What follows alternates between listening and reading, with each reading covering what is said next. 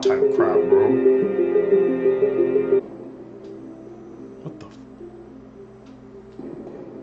What the hell? You can't tell me this is normal. Look at his forehead. This is bullshit. That's a mask. That's a skin mask. It ain't normal. Look at it. Huh?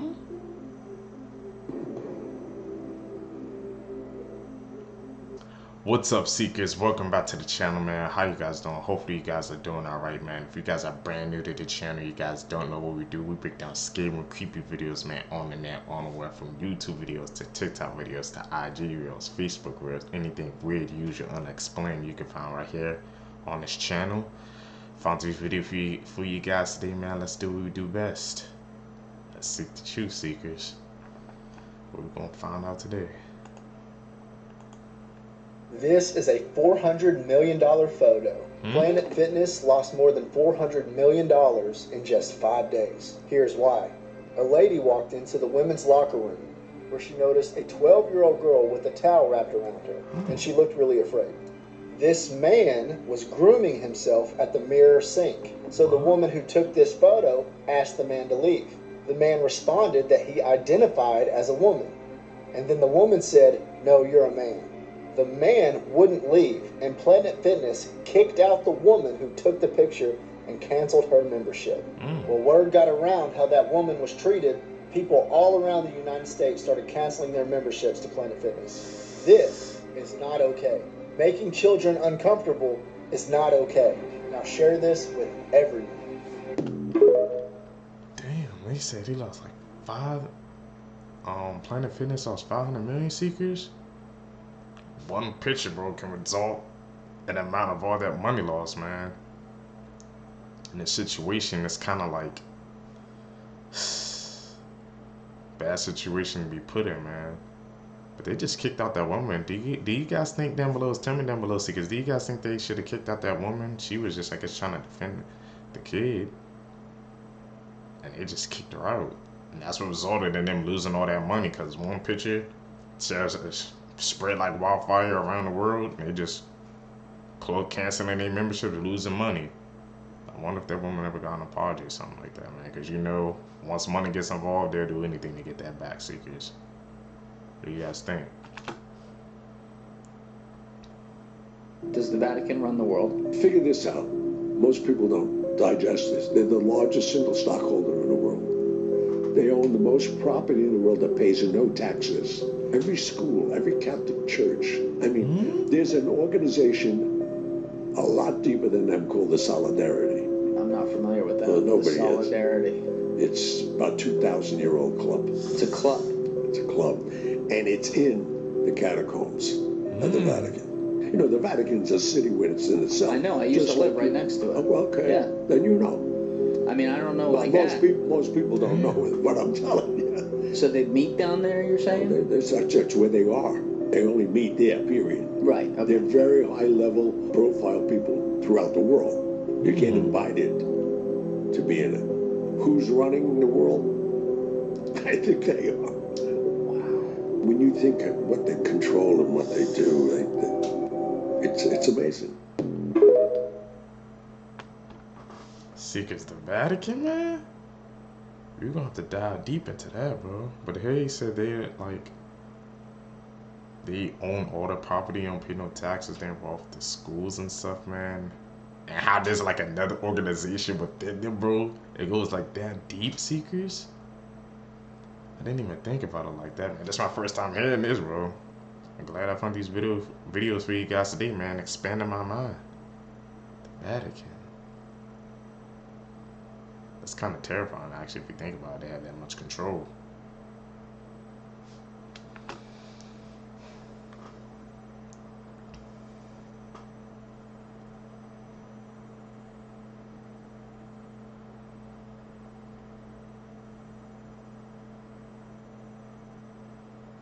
What the heck?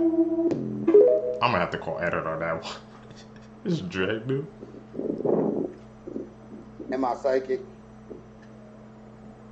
I don't know. I didn't know nothing about no Chick-fil-A making no video.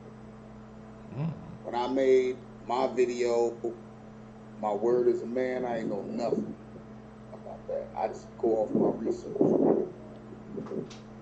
And I told y'all, I said, man, there's not enough chicken in the world, especially not in America.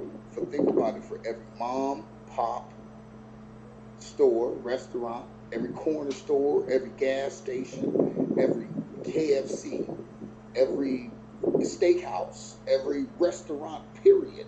Every restaurant that serves meat sells some kind of chicken in the United States. That's not possible.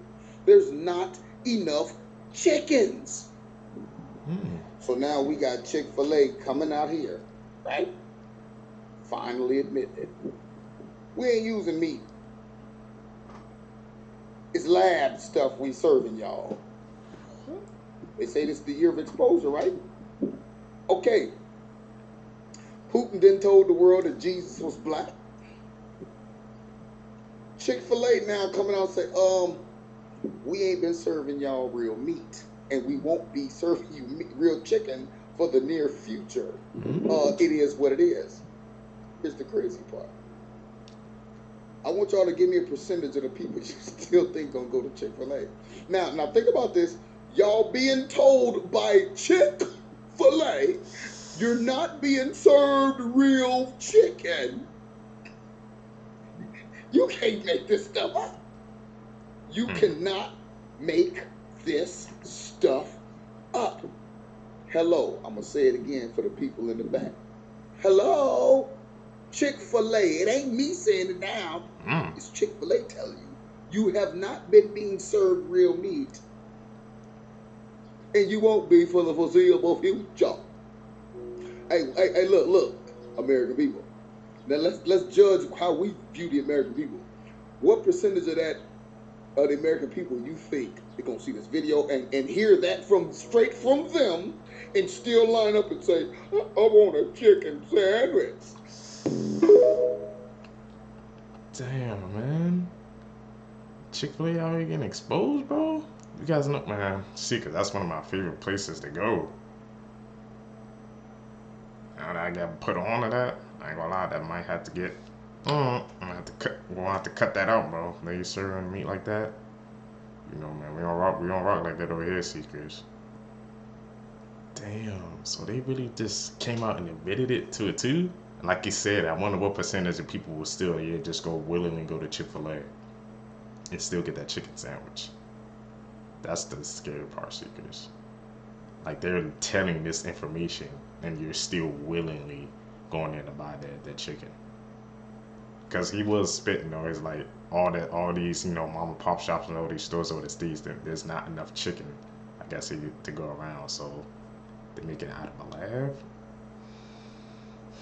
Seekers, man. People gotta wake up. You literally can't trust anything on TV. Watch until end.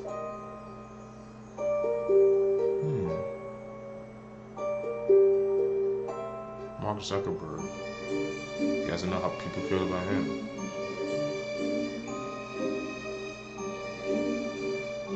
It's like he's signaling. He's doing this.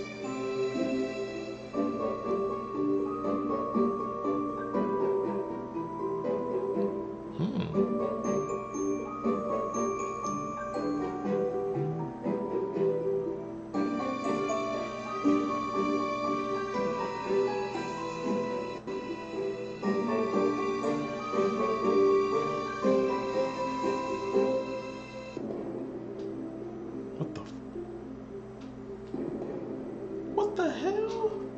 You can't tell me this is normal. Look at his forehead. This is bullshit. That's a mask. That's a skin mask. It ain't normal. Look at it.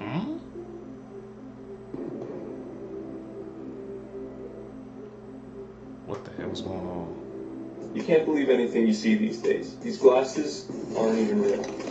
Neither is my face. All this stuff was 3D tracked on using these dots that I drew on with this marker. Actually, the marker isn't real either. Neither is the background. Or my face. Have a good night. Damn. These guys are central casting. There's nobody in Hollywood that looks like these people. That's scary. Change your appearance like that. What the hell they building? They're taking it too far, Seekers.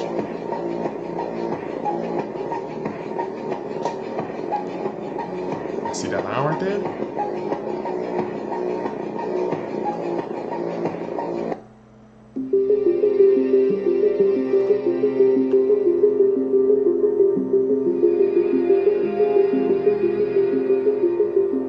That's some robot type crap, bro.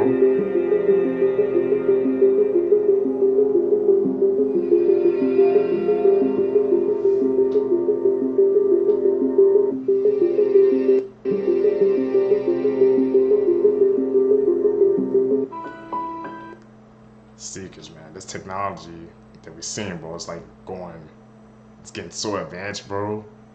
Like, you can say, I saw that guy with that video, just how he's breaking it down, step by step. We gotta be more aware, Seekers, man. Now they coming up with robots too. About to be an iRobot, man. What the?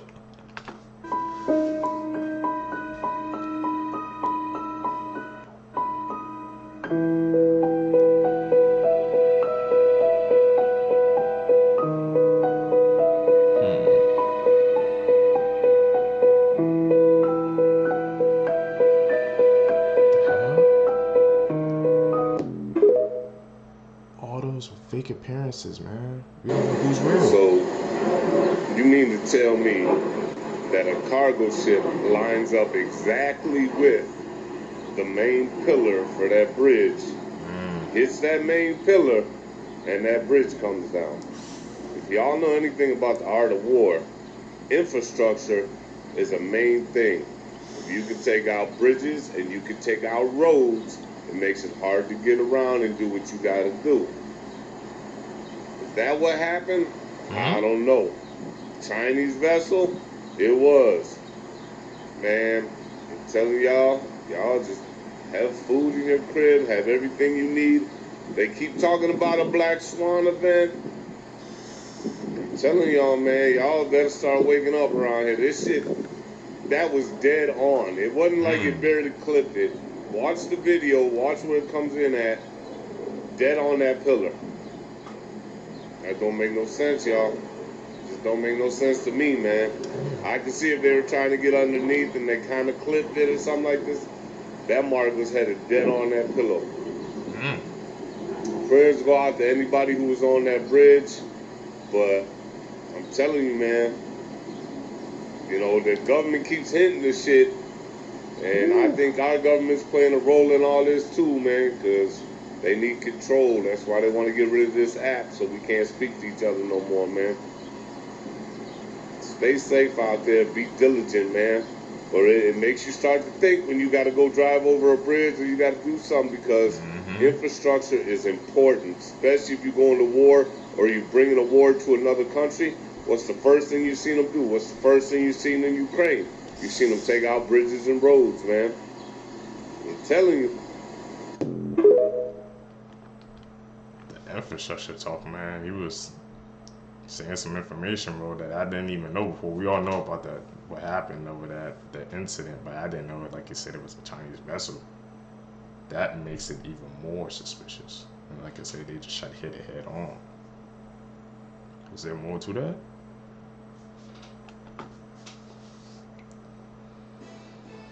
Let me be that dude. The retired coastie to tell you, ain't no way, boy. Ain't no way that no tanker ship is gonna crash into no bridge at night by mistake. Question to all my coasties out there, where the pilot boat at? And where the tugboats at? And where's the horn? The warning, the crash warning. He's right. Before it hits. I ain't hear no warning. I ain't hear no nothing. I'ma leave that with y'all. Ain't no way. Ain't no way. And it's a couple days after that Russia attack. Don't let that go over your head, my people. He was a Coast Guard veteran saying that too. Horrifying Garcia, we know that. He's a clone?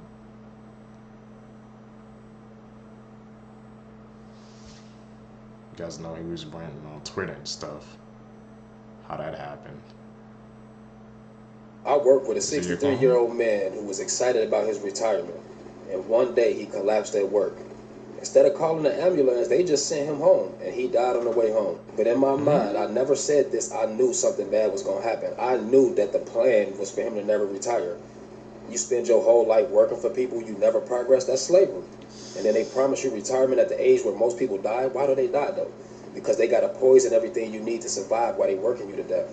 They worried about population control. But if God sent life, why are they worried about the population unless they try to control it? I was trying to let people know the retirement age is what it is for a reason. They really think people are just useless at that point, but they also expect you to die with all the poison they feed you. That man just happened to be the perfect example of that. So when I wake up and see this shit right here, I'm not surprised at all. I'm on a mission to tell people to stop fucking voting for other humans to have these type of decisions over our life. Y'all complain that they banning abortion, but who vote for them? You complain that they banning TikTok, who voting for them? The black people will complain they don't treat us right in this country, they need to pay us reparations, but you vote for them. The same country who brought the idea and never paid for it.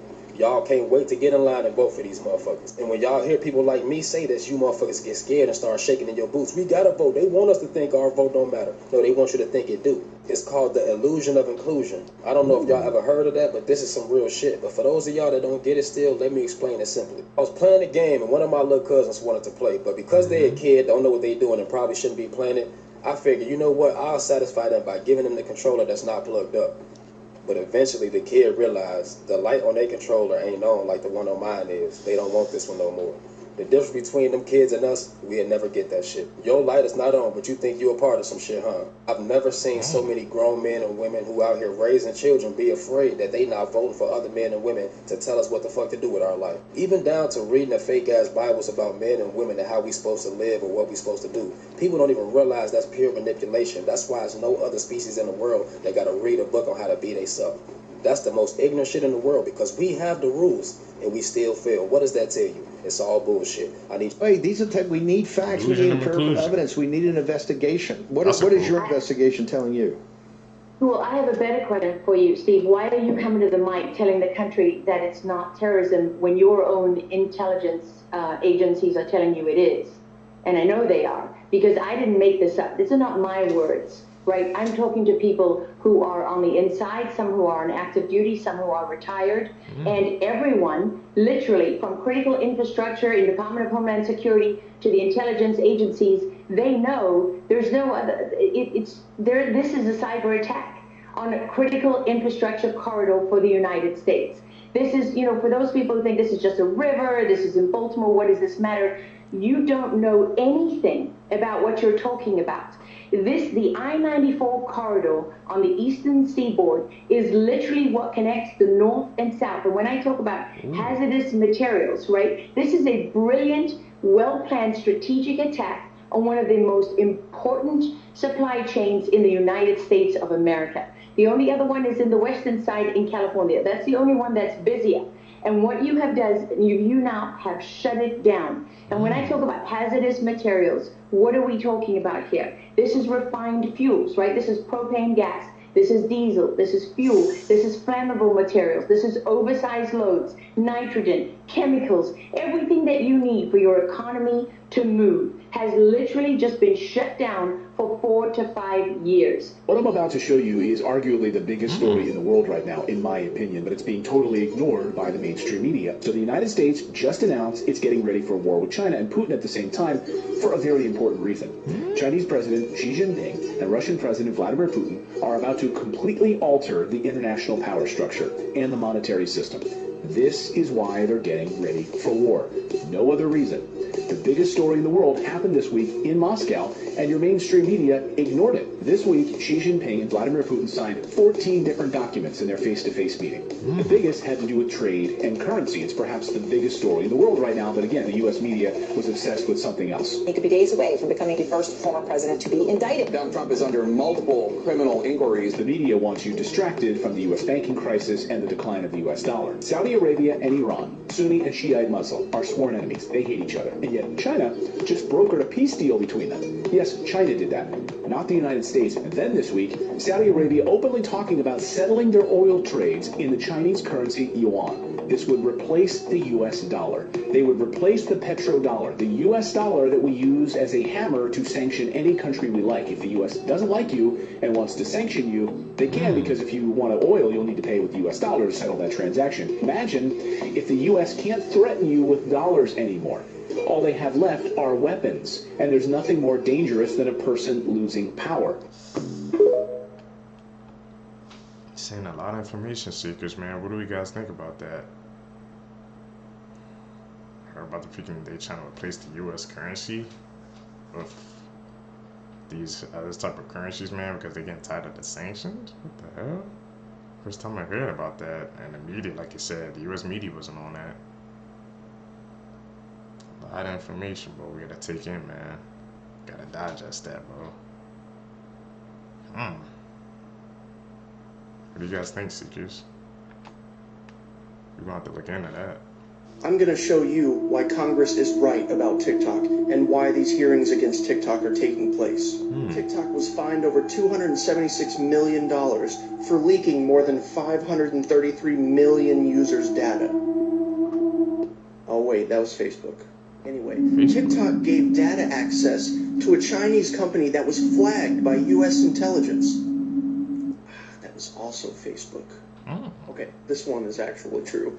Around 15 people have been live streamed unaliving or having horrible acts happen to them. That was also Facebook. Okay, this one's for real. TikTok has been sharing your personal data with over 150 companies. That was also Facebook. That's Facebook. This one says TikTok has been allowing terrorist groups to create pages, and this is also Facebook. Why are we against TikTok? So y'all ready to know Facebook. why What the hell? They need to shut that down. Barack was over in England? Listen to this, bro. With Kate Middleton sick and Charles and all of them. Y'all ready to know why? This right here. Harry has been named in the Diddy docs, and his brother's standing right behind him. Okay, you think Kate? You think Megan, a.k.a. Ashley, or Ashley, a.k.a. Megan, didn't know? Yeah, I'm willing to bet that his name comes out in the wash on this one, too. You know, like it didn't come out on many others. We're watching this movie play out as it was supposed to. As I've always said, aiding and abetting human trafficking. It has consequences. Still think she has the cancers? Still think Charles has the cancer? I guess he was just there giving his condolences, right? And then now, yesterday, well, this morning at 1:30, the man that wrote the Star-Spangled Banner, the bridge that was named after him, collapsed.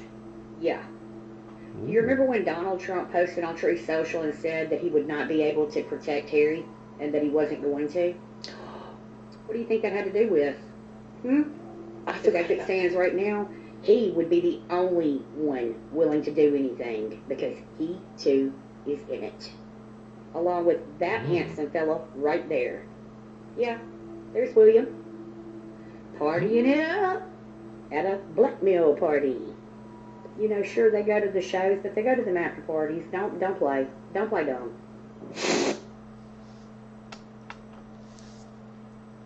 So, another freaking, I guess, conspiracy on the bridge is it's connected to the Diddy one. You know, everybody's saying no Diddy now because all the stuff that's coming out against him.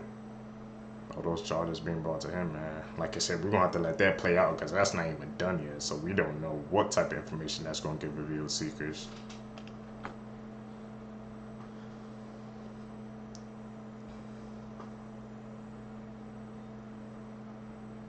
Battleship. Philly.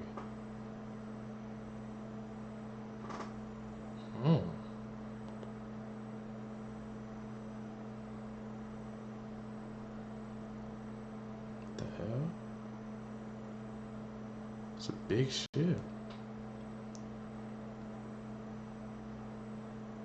once again, the U.S. media, we ain't see that on the news.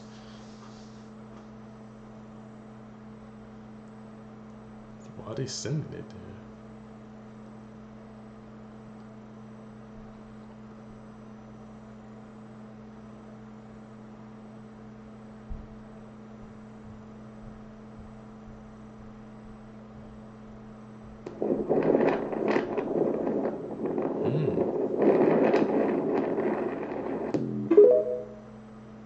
seen in that battleship for? Just because we don't have tanks all around and missiles flying by and boots on the ground and guns going off doesn't mean that we're not at war. The war we're about to see on our own soil is not going to be a Saving Private Ryan movie. It's going to be an attack of our infrastructure, bank account, the food that we eat. This, I'm afraid, is just an example of what's to come in the next few months getting closer to the election. And we like to call them black swan events. I mean, this bridge was not small. You're talking 4 lanes with a median. Pretty fucking big ass bridge, and it fell apart like it was glued toothpicks. Now that that's blocked, all of these people are going to suffer in Washington, D.C. and Maryland. I mean, that is a major infrastructure hit right there. Reports are saying that the power kept going on and off of this ship, but it did a full U-turn before this happened. And then, that's not a slight turn, that's a hard right. Gotta love replay. Could you imagine if they tried to pull a 9/11 in 2024 with our 4K phones, everybody recording? Not possible. Things got to look like accidents like this. And who do you think is going to get hired to rebuild that bridge for cheap? It's not going to be U.S. citizens, right? It's only March. We have plenty of time for more accidents to come. What are these black swan events, Seekers? And Diddy been doing this for a real long time, bro. He been doing this for a long time. And now another artist. This artist didn't wait 10 years. You understand? He didn't wait 20 years. You understand? He waited a year or 2 after he stopped working with him and saw he didn't get what he was supposed to get. And he said, yo, listen here, man. I'm putting in my claims right now because I'm going to show everybody what really happened, what really went down. And when I'm reading the stuff, you know, it sounds a lot of it sounds familiar. You understand? And what I mean sound familiar, how he would get other girls and get girls to try to, you know, convince this guy, you know, or put him in a sexual situation with other girls so he could do whatever he wanted to do with them, bringing girls on to try to convince this other guy to be in a room with another naked man and all this other bullshit. Yo, it all sounds familiar, man. I read the whole thing, man, and it was crazy. I started this battle long time ago. And the situation is that, bruh, we already won. This was some spiritual that Pop, the spirit of Pop, the spirit of Big, the spirit of Miss Jones, the spirit of Wolf, all the people that he has done wrong, you know, so Black, all the people that he has done wrong, bruh, is coming to light. We already won this spiritual. What we going through right now with these trials and everybody, you know, with this financial situation and everything like that, all that is superficial. That's the physical part of it. Gene Deal has been giving us facts for years on Diddy, on Biggie, on Tupac, on everything. So I love seeing all these alleged allegations come up about Diddy because exactly what Gene Deal has been saying for years is actually being shown to allegedly be true. And what really touched my heart in this video is how he said it's basically karma coming back on Diddy for everybody that he has done wrong. Such as Tupac, such as Biggie, and even Wolf. And these are things that Gene Deal has touched on for years. With Biggie's death, he's gave us so much information that has stayed consistent, such as P. Diddy allegedly being the one to make Biggie actually go out to California right after Tupac's death, such as Diddy acting really off the night of the Peterson Museum party the night Biggie actually got murdered. Such as alleging the stickers that were put on Biggie Small's car that were not put on Diddy's car and that it had to be someone in their entourage. How Diddy was actually mad that Biggie Smalls was leaving Bad Boy Records right before his murder. And even with Tupac, Gene Deal alleged that Diddy actually knew that Tupac was going to get shot up at Quad Studios and he was actually talking to Jimmy Henchman. And now look at all the information we have on Tupac. PPD alleged that P. Diddy actually offered him $1 million to take Tupac out. Gene Deal also spoke on how P. Diddy was allegedly the one that set up Wolf to be murdered. Gene Deal also alleged how Diddy treated Kim Porter and that Kim Porter was allegedly writing a book trying to expose Diddy right before she passed away. And it honestly goes even deeper than this. Things that he has alleged over the years are actually being brought to light in all these different lawsuits. Like Diddy allegedly roofing people to take advantage of them. How he had actually seen Diddy way back when take part in these crazy freak-offs. Everything that is happening now with P. Diddy, I honestly and truly believe is bringing everything full circle. And I think that we have a lot more information that's going to come out soon based on all these whirlwind schemes and lawsuits. The truth might just come out about Biggie Smalls, Kim Porter, Tupac, and so much more. But let me know what you guys think about all this in the comments. Like I said, Seekers, man, there's more to that freaking Diddy story or situation that's going on there, man. All we had to do is just sit back and wait, because some more stuff is going to get revealed, man. Like he said, Gene said that it was karma for all the people he done wrong. Hey, Seekers, man, do you guys believe in karma, bro? Like, y'all do something bad to somebody, man, like, it might not happen today, tomorrow, a couple of years, but the energy's gonna come back. It's gonna freaking smack you in the face, man. You better be ready for it. Seekers, that's it, man, for this video for you guys today, man. Like I said, Seekers, I might have to freaking switch on my schedule, because something's going on right now that I'm just trying to figure out, so it might be like once every other day, man. I was trying to do daily uploads, but something gotten in the way. As you guys can see, man, I also kind of switching up the Tik Toks. Guys kind of know I kind of did a little bit of true crime, but I'm going more to, you know, the other side, creepy weird side. We're still going to do a couple of the true crimes, but maybe just not as much. But thank you guys for the support. Like I said, guys, hit that like button, man. If you guys stay with me to the end, you're a true seeker, man. Supporting the community, I appreciate that. You guys are going to catch me in the next one, man. I'm out. Peace, Seekers. What's up, Seekers? Welcome back to the channel, man. If you guys are brand new here, man, if you guys don't know what we do, we break down scary and creepy videos, man, on the net, on the web, from YouTube videos to TikTok videos to IG videos, Facebook, anything weird, usual, unexplained, you can find right here on this channel. Just want to thank the Seekers, man, who's been topping in with us, man, subbing up to the channel. Greatly appreciate the support, man. Like I said, if you guys found us, man, you're seeking the truth just like you. So you found the fellow seeker, man. Let's do what we do best.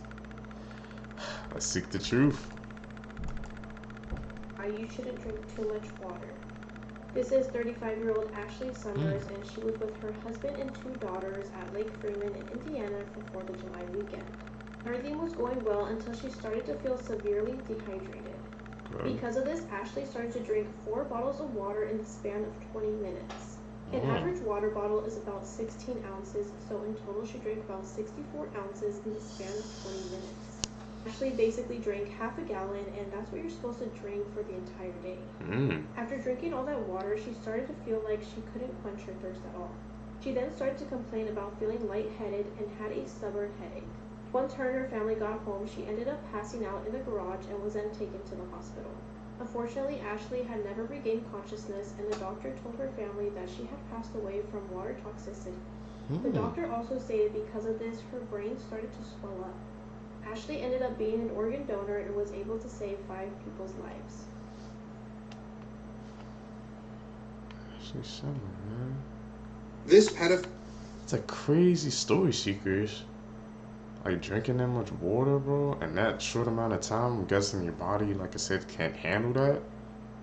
Was she drunk in that span? I guess in the 20 minutes they said that's what she's supposed to have for the entire day, so her freaking body just couldn't handle it, and unthinkable happened, man. That's my first time even hear about something like that. Passing away from drinking too much water.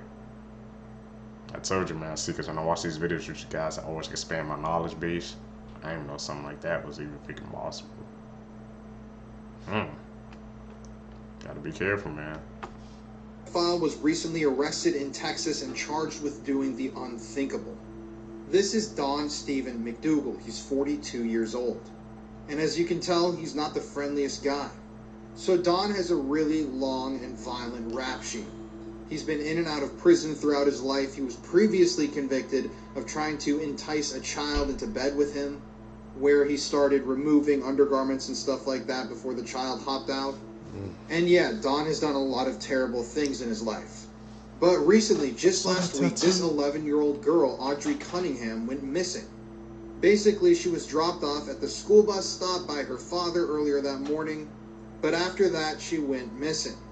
Young Audrey never even made it to school that day, and just in the last day, authorities located her body after she had been missing for several days in a body of water.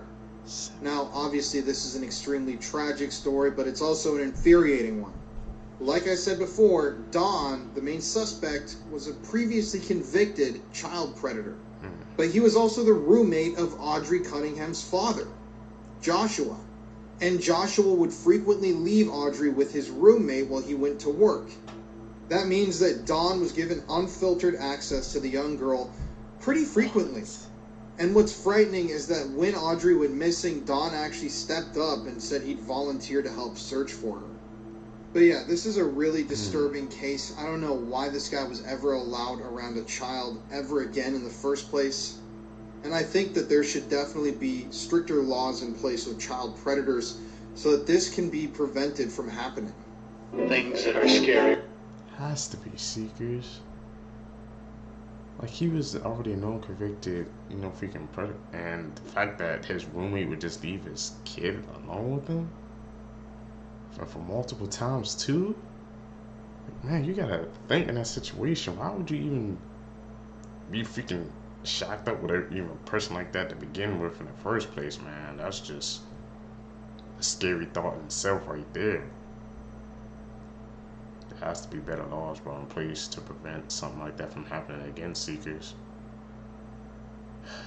Gotta be better, man. Crazy place. Corn mazes. They never bother me. I feel happy and fine. Living in the sunlight, laughing in the moonlight, having a wonderful time. Playgrounds. I don't need a lot. Coffee's only a dime. Living in the sunlight, laughing in the moonlight, having a wonderful time. 3 bone-chilling paranormal encounters caught on camera.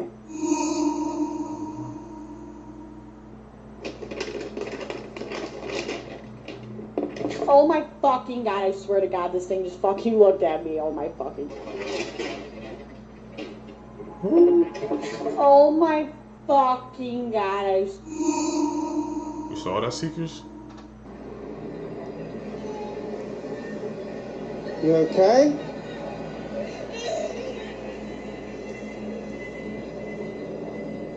What the hell? What the fuck is going on here? There ain't nobody there. Miss? Hello? The reason I had to move out of my flat. I was home alone.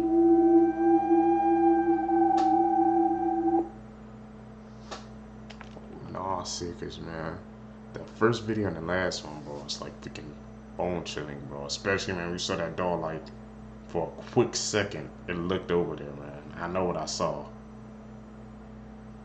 Something like that. How's that even freaking possible? Really, man, get your brain turning, Seekers. And that last one, she said she had to move out her flat. It seemed like something was watching her, bro. I don't know if that was a person or something, man, a spirit or something, man, but something was definitely watching her, bro. Seekers, should we dive deeper into those cases? Let me know. I'll do it.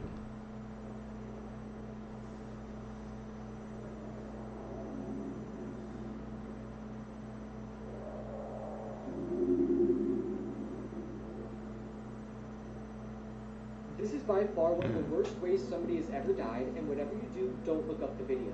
This is the most disturbing sporting accident I ever came across. On January 19th, 1991, the Lammerthorne race was canceled due to a horrible skiing accident. Gernot Rangstandler, who was a 20-year-old contestant, was going downhill at full speed when he suddenly lost control as he was approaching the finish line. And he then slammed head-on into safety nets at extremely high speed. This then trapped one of his skis inside the net, which resulted in his right leg almost being completely torn off. He also fractured his pelvis and was literally ripped in half. The impact caused serious internal injuries, fractures, and nerve damages. He was then transported by a helicopter to a hospital in Switzerland, where he received several blood transfusions, but despite receiving numerous blood transfusions, both during and after the operation, he later passed away from severe pelvic bleeding. The video is extremely graphic, and I'll explain it to you right now. In the video, you see Garnet going down a ski mountain when he suddenly goes airborne. He then collides with a safety net mid-air while going full speed, and his body then starts sliding down the mountain, but at this point you immediately notice something is wrong. As his body is spinning out of control, a trail of blood is following him, staining the entire mountain in the process. And at this point you see a lot of blood, and you also see Garnet almost ripped in half. His body then stops at the bottom of the hill as a pool of blood forms around him and people come to help. This video is just awful because it's one of those things that you can't imagine ever happening, but it does. How does a safety net rip somebody's body in half? It's just honestly insane, and please don't look up the video because it's extremely disturbing. Do you ever see a picture that just makes your stomach drop? This is a still from an alert that a woman named Alexis Randall got on her phone. It's from a security camera that was set up in her living room, but she's looking at this and she's thinking the same thing you are. She's like, what's wrong with the picture here? Why did the motion detector go off? But then look a bit closer, specifically at the bathroom door. This man was staring at the camera from the doorway. She spots this picture and she immediately panics and calls the police, but by the time they get there, this guy is gone. And what really freaked her out even more is that when police got there, they found evidence that the bathroom window had been tampered with. Further security footage would show that the man had crawled through the bathroom window the night before and was hiding in the hallway bathroom all through the night, even while she was in the house. And if you guys are loving Creep Time, make sure to go follow on Insta.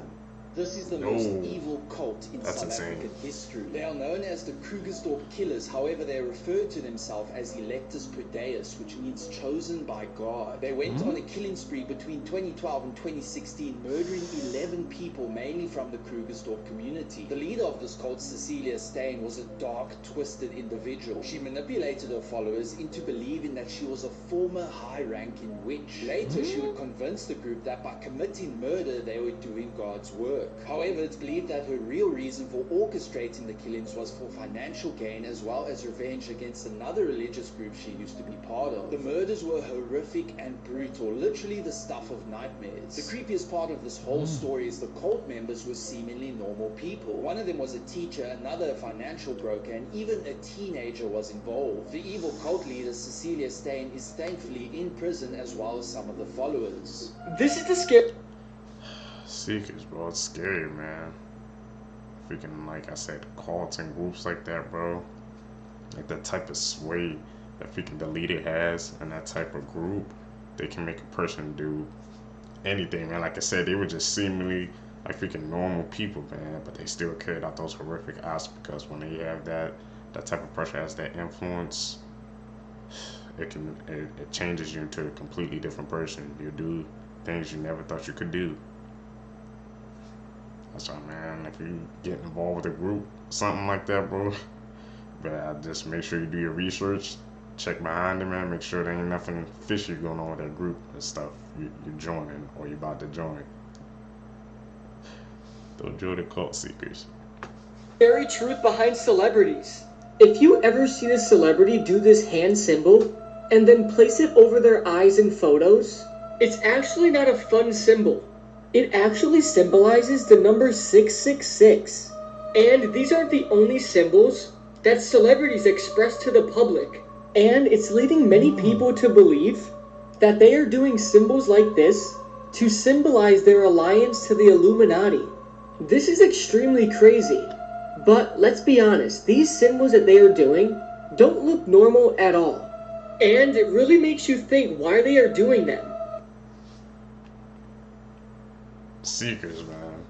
You know, man, more and more stuff about celebrities and, you know, these freaking Hollywood actors be coming out how they be part of some dark stuff, but they just are like, sometimes it's like it's right in our face and we don't see, we don't recognize it. We just think it's harmless or something like that, but if you actually really think about it, and I guess you go behind the histories, I guess of those signs they be putting up, there really is some dark stuff behind it, so we gotta take all the possibilities that come with it, man. They putting that stuff up in our face, I guess, to show that they're showing allegiance, I guess, to that group. Some people don't believe it, some people do. Seekers, where do you fall? Do you guys believe when they do those symbols, they like trying to show their allegiance to something, or it's just that? I really want to know you guys' thoughts down below on that one. That's gonna be an interesting talk. Clip was captured at 3 in the morning on April 9th, 2023. It happened in Albuquerque, New Mexico. The homeowner was sleeping when the clip was recorded. It wasn't until he woke up and saw a notification on his phone that he found out about it. He reviewed the footage, horrified. This is what he saw. A woman is shown trying multiple different keys to get into the house, and even looking around for a hidden one. Is that a gun?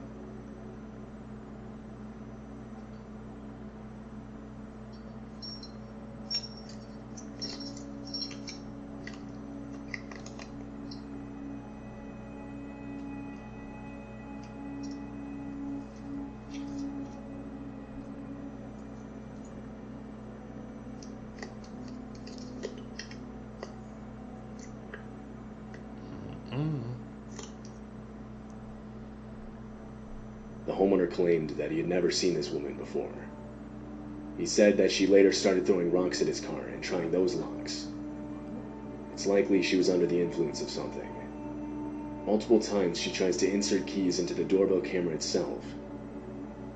After a few minutes she walks off and was never seen on the property again. Her intentions are unknown. To avoid possible drink seekers turns you into a different person. Please keep sheltering your residence until further notice. If you are a resident of King County, please stand by for further updates. This student was found murdered after going for a morning jog. On the 22nd of February this year, Athens was shaken. 22-year-old Laken Riley was a nursing student. She originally studied at the University of Georgia. She then transferred to Augusta University's College of Nursing. She loved running and decided to go for a jog on the morning in question. Her friends became really concerned when she failed to return home. She was reported missing at 12:07 p.m. Police officers attended the university and immediately started scouring the area. They searched the local areas and particularly the areas that were popular with runners and hikers. Tragically, they discovered the young woman's body in a forest near Lake Herrick. She was found unconscious and not breathing and had visible injuries. This was at around 12:38 p.m. Her cause of death was determined to be blunt force trauma. The following day, a man named Jose Ibarra, aged 26, was arrested. He's expected to be charged with malice murder, felony murder, aggravated battery, aggravated assault, false imprisonment, kidnapping, hindering a 911 call, and concealing the death of another. He's not actually a student at the university, and police suspect that he may have acted alone. Officers are calling this a crime of opportunity, and they don't believe that he knew the victim prior. I cried 7. So he just freaking just did it just to do it, man. Like I said, a crime of opportunity. What the hell? You're going through people's mind, Seekers. She was just going out for a freaking morning jog, bro. You can't even do that nowadays, bro. You always got to be freaking aware, because even you try to do the simplest things, man. As people come around the corner, you don't know what type of thoughts they be having in type of their minds, and look what happened. It's freaking insane, Seekers. Yeah, I join too, so it makes me, man, I have to be more aware of my surroundings now too. Days, a week, 7. When I was 18, I was told I would never have children by a doctor. I thank God he gave me the gift of Ashley. You have no right to take her from me. This is what's left of my daughter. If I want a hug, I have to hug a box and close my eyes and pretend that she is hugging me back. Do you remember texting me? I would never, never do anything to hurt her. I swear on my life. Ashley is my ride and die. Do you remember that? Do you?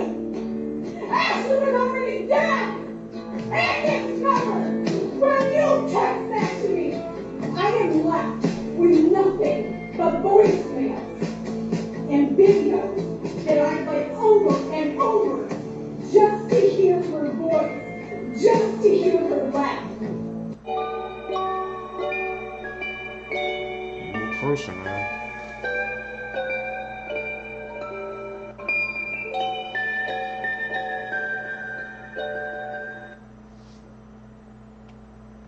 Seekers, it has to be an edit, right?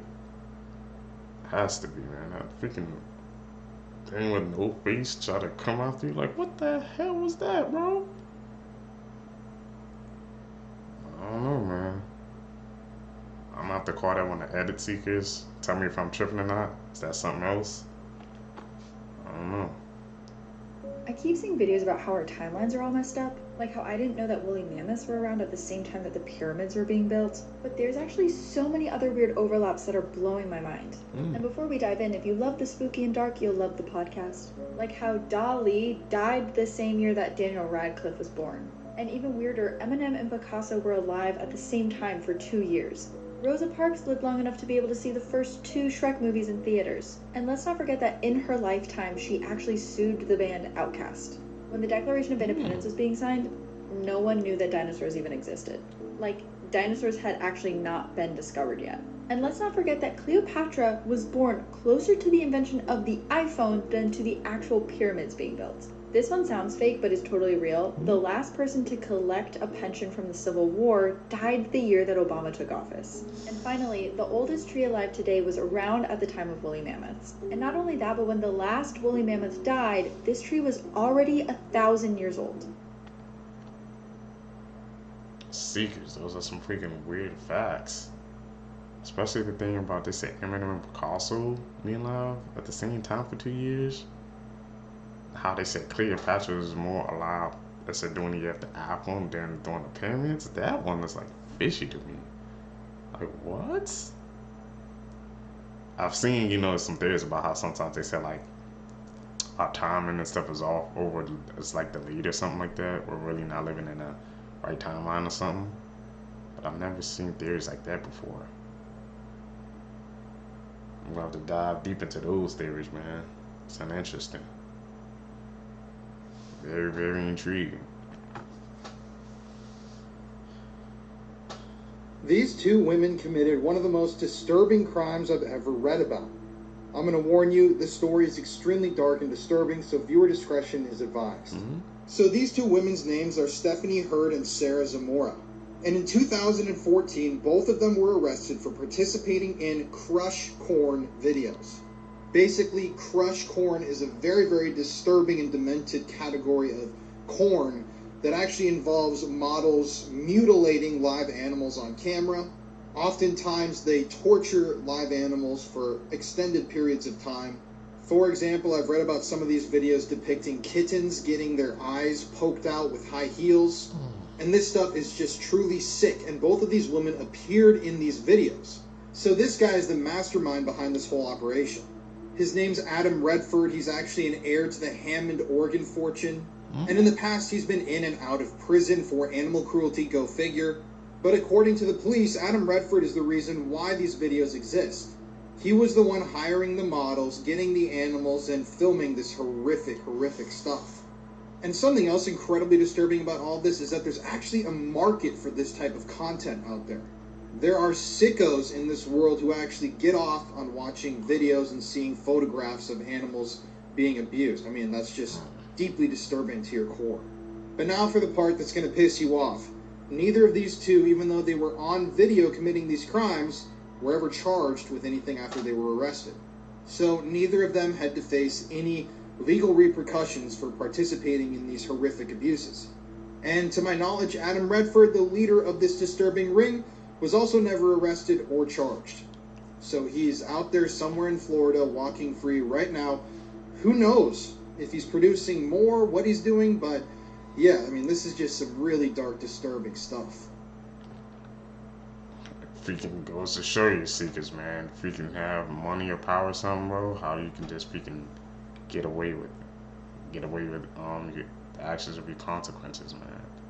The head that like none of them got freaking arrested, and it was like his own video. He was in and out of jail before, so what made him get off this time? They say he was heir to like a fortune. I'm guessing something went on behind the scenes, paid somebody off or something, and voila, that's what happened. Man, bro, animal that's just disturbing to your core. And if people actually want to see that, that's like sickening. Who wants to see something like that, Seekers? I'm telling you, man, like I said, the system, it's like, it's never can just be an equal fair amount. It's always got to be balance. It's like sometimes it's up here, sometimes it's down here. It's like it can never be balanced. It's never like freaking fair. Crazy.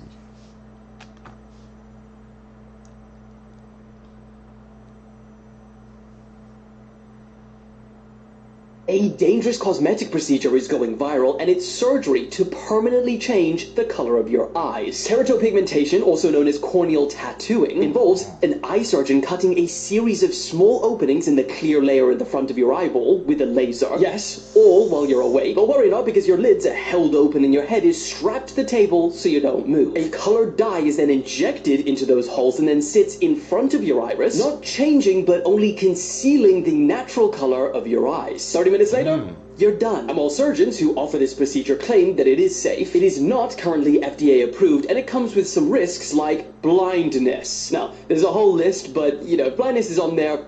That's all you really need to know. The irreversible surgery also costs $12,000 or $6,000 per eye if you're on a budget. So the question is, with results like these, do you think it's worth it or not? Seekers, would you guys change your eye colors, man? That's a risk I would never take. Blindness, like you said, that's all you need to know. That's a risk. No, I'm never doing that.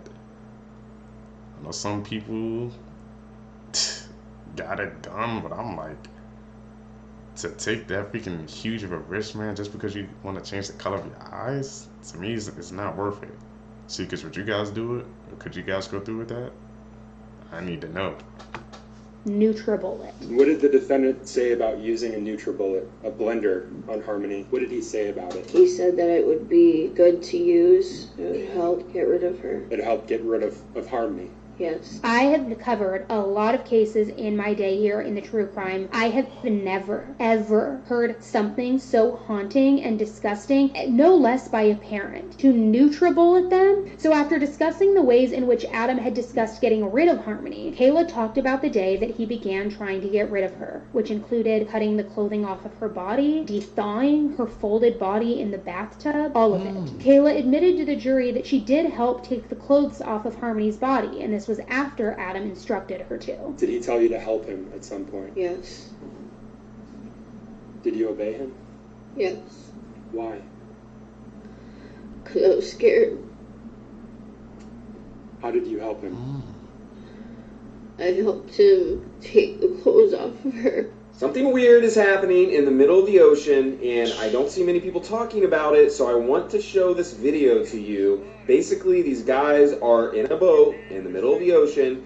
They're just cruising through, minding their own business, and you're going to see this weird phenomenon. This may be normal, I don't know. I haven't seen anyone talking about it, not trying to start a conspiracy, but take a look. You're going to see the water be really, like, smooth here, and then they're going through a part that's really, really rough. Now, I can't... Right here. So you can... it's kind of... Yeah, right here. See this line? They're in the middle of the ocean. The water is the same depth on here as it is here, but it goes from super rough to really smooth, completely different texture water. I do not know what causes this. Maybe some of you experts out there can give us a hand, but this is kind of crazy phenomenon. This is happening out in the middle of the ocean. Let us know what you think is happening and follow for more. Secret. What do you guys think about that? What it first appears to be, part 7.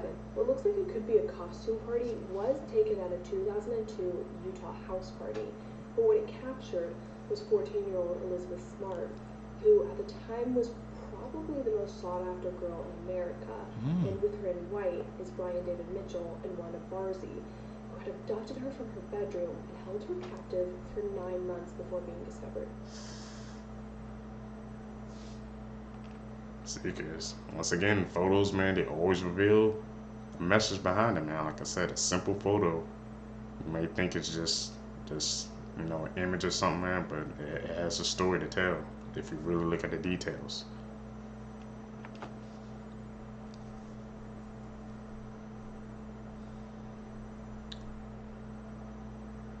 The entire 3.5 years I was with Grant Cardone, all the shit I was chasing, man, literally fell in my lap. I'm not kidding you, in 2 weeks after I left that organization. I was waiting on a large lump of money for like 3 years. That fell right in my lap in 2 weeks. People I've been trying to get a hold of, like high profile people for like 5 years, all of a sudden got a hold of me. Just like opportunity after opportunity just kept happening over and over and over. I didn't even want it. How did your business do when you were with Grant? Did it 10x?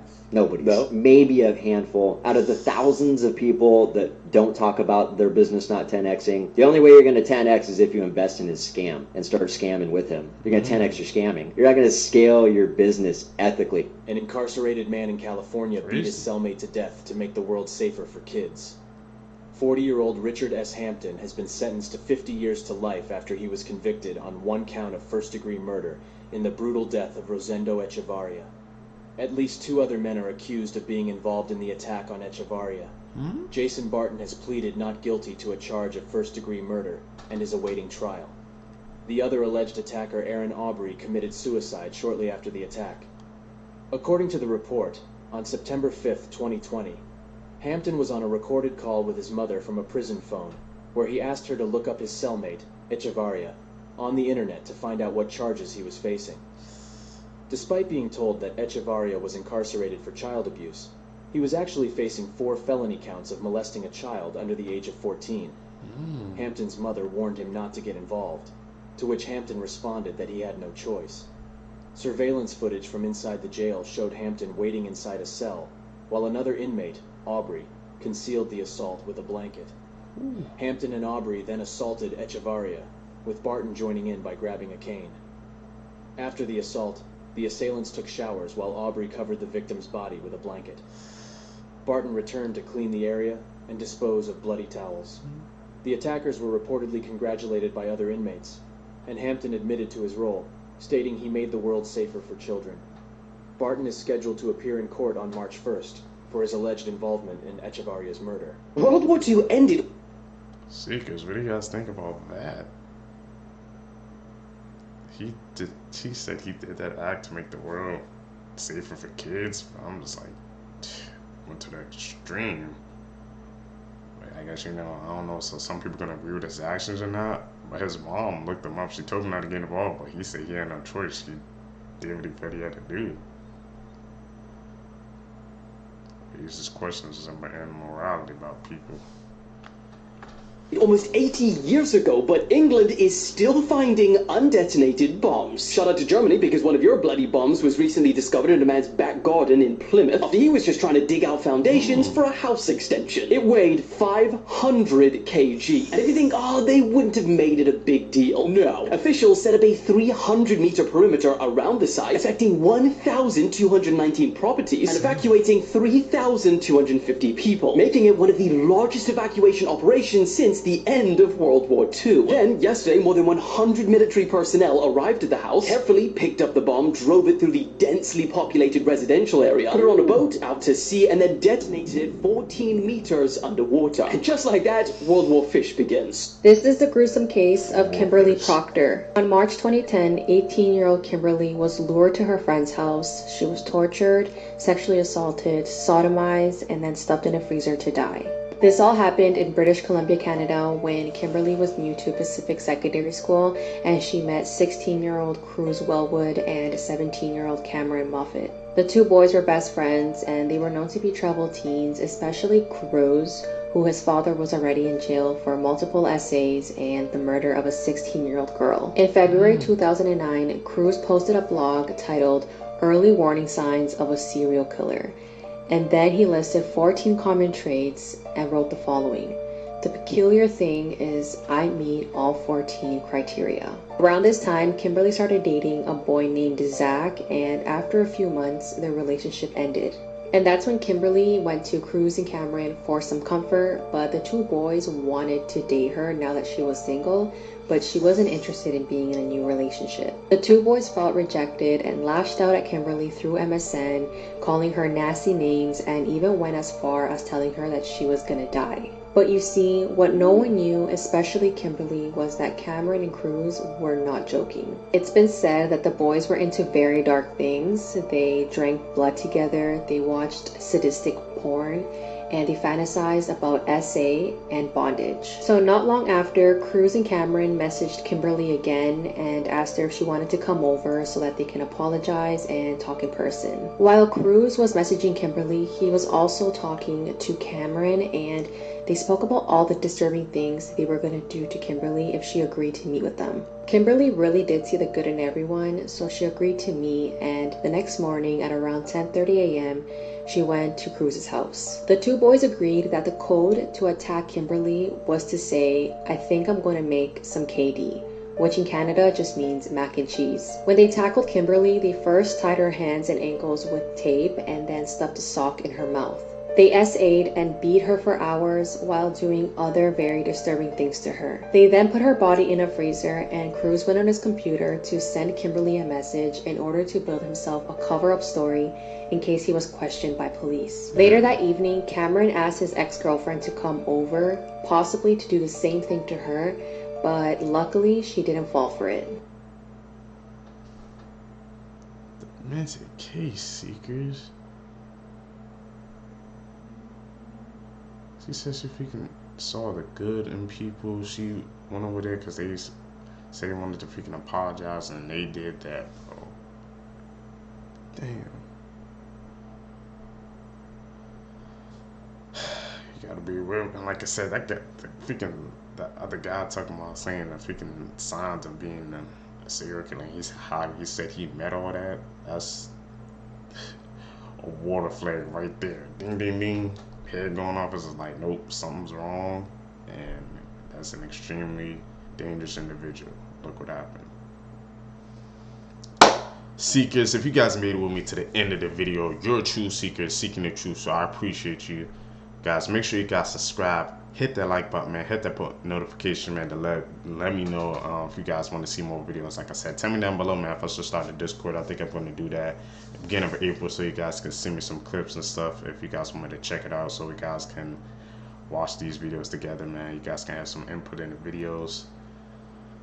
We're going to keep going, going to keep grinding. Like I said, I haven't missed a day this month. I don't plan to. You guys can catch in the next videos. I'm out. Peace, seekers. What's up, seekers? Welcome back to the channel, man. Hopefully you guys you're doing all right, man. If you guys are brand new here, man, what we do is we break down scary and creepy videos, man, on the net, on the web, from YouTube videos to TikTok videos to IG reels, Facebook reels, man. Anything weird, usual, unexplained, you can find right here on this channel. Just want to thank the seekers who's been tapping in with us, man, subbing up to the channel, liking the videos. I greatly appreciate that, man. That's how we grow the seekers. That's how we grow our community. So guys, hit that like button, subscribe. Found this video for you guys today, man. Let's do what we do best. Seek the truth, seekers. Here we go. The worst thing I've ever heard of happening at a theme park. This roller coaster was called the Smiler at Alton Towers in the UK. This is the promo for the ride. It was supposed to be really, really creepy.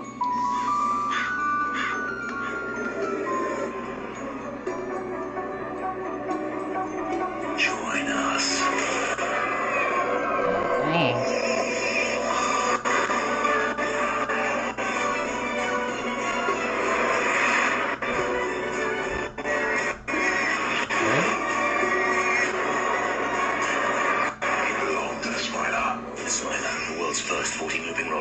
This happened on June 2nd, 2015. The staff sent an empty car to test the tracks, and the car stopped in the middle of the tracks of the roller coaster. They then sent a car full of people down the tracks when this empty car was just sitting here. So the people collided into the empty roller coaster car. I obviously can't show you the video on here or this video will get taken down, but it's terrifying because these people see the car sitting there and they know they're going to crash into it.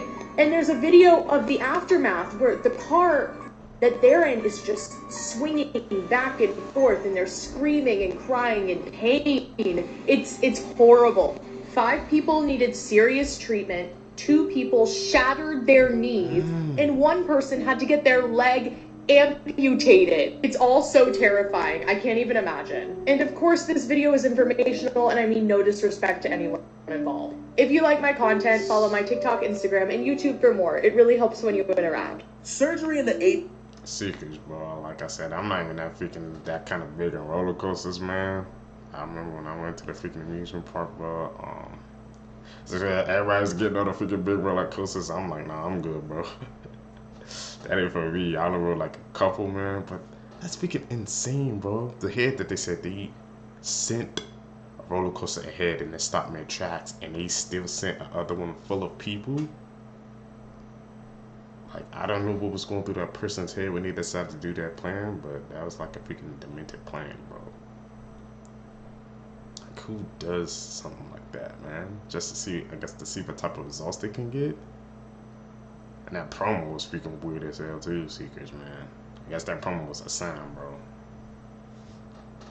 Crazy. 1800s was fucking insane. Literally no anesthesia, no fucking drugs. You was awake while motherfuckers was chopping you up. One of the professional choppers, Robert Liston, was literally one of the fastest surgeons, which is good because you obviously want that shit to be over with fast. One day he was working so fast on a patient that he accidentally cut off 2 of his assistant's fingers. Both the patient and his assistant later died of gangrene. Oh, that's not all. Also, during the procedure, he accidentally swiped his blade past one of the elderly doctor's coats. The elderly doctor thought he was cut and literally went into shock and had a heart attack. So this motherfucker literally killed 3 people trying to save 1. Crazy Seekers.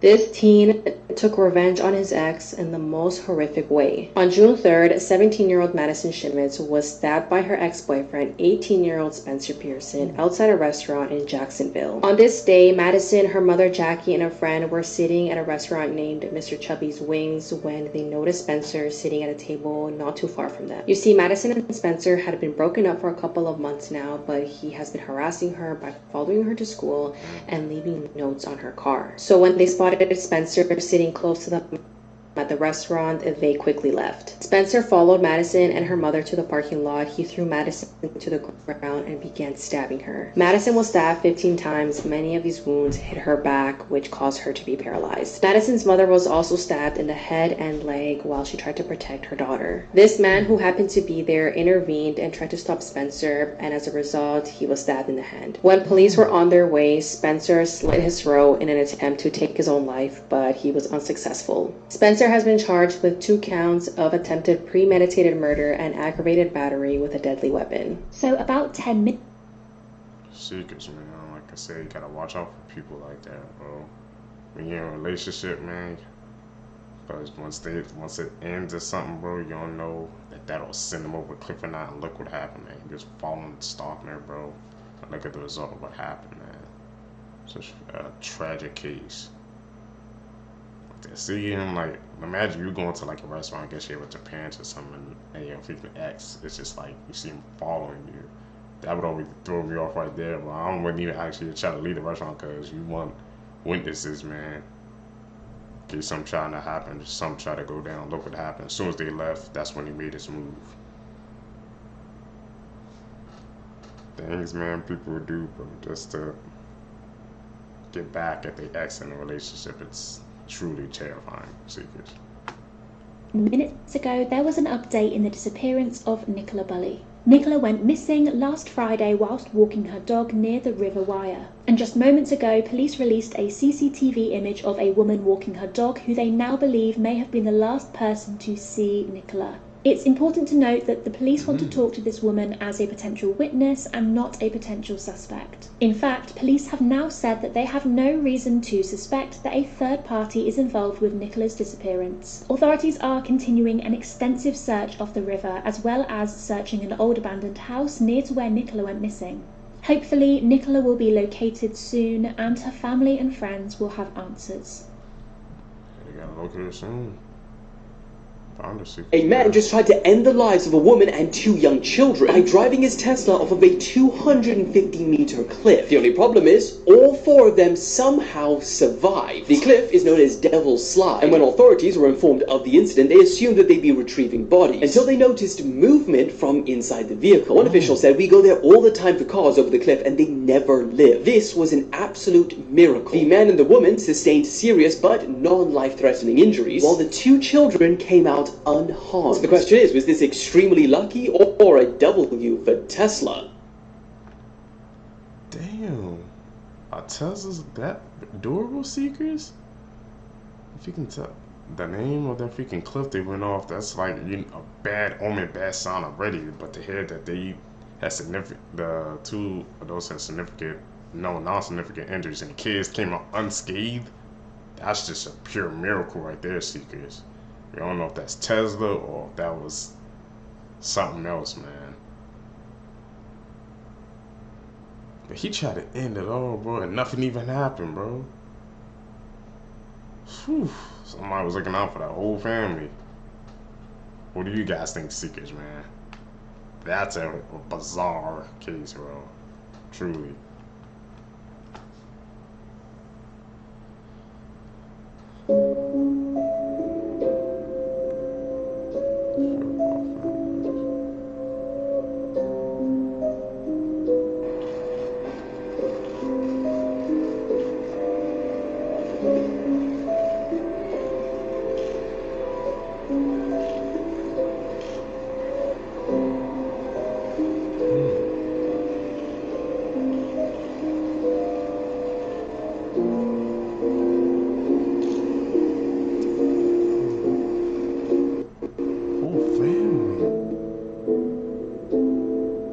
Do not watch this video unless you have a very strong stomach.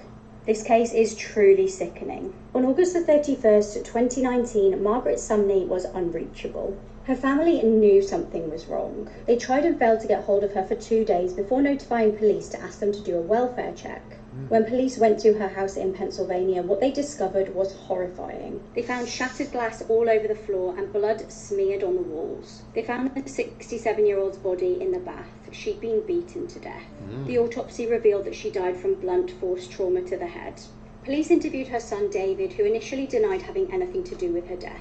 However, police searched his phone and found absolutely disgusting images. They uncovered 277 sickening pictures, including selfies of David with her body, his face smeared in her blood, and doing a thumbs up pose. Police also discovered that David was in possession of his mum's jewellery and several blank checks. He also had a record of previously assaulting his mother twice and attacking his now deceased father once. The same year as his mum's murder, he allegedly waterboarded and strangled his ex-girlfriend in an Atlantic City hotel. It's reported, though, that he just slipped through the cracks in the police databases, allowing him to go on to offend again. He was soon arrested, and it was found that when he'd committed the murder of his mother, he'd taken a large amount of Adderall. His defense argued that he had diminished responsibility due to his substance and alcohol use. Originally, he was facing charges of first-degree murder and abuse of a corpse. However, due to a legal loophole, he entered a guilty plea, so he would only be charged with third-degree murder. He was sentenced to 20 to 40 years in prison. Terrifyingly, as he's now been in prison since 2019, and due to his good behaviour behind bars, he could be released in just 17 years. Seekers, man, what do you guys think? I don't think he should get freaking off like that, man. It's like, bro, like they said, he had a pattern or history of attacking people before, and they said they didn't pick up on him because he just slipped through the freaking cracks, man. I'm telling you, man, the system, sometimes it's fair, sometimes it's not, man. But they had, like you said, he had a history of doing that to people, and he just let it slip through the cracks, and they said due to a loophole, he got that low sentence. And the head could be even lowered again. I'm like, I don't think so, Seekers, man. And he did that to his own freaking mom, bro. Your own blood, bro. Can't trust anybody, man. Family, friends, nobody's the exception. What do you guys think, Seekers?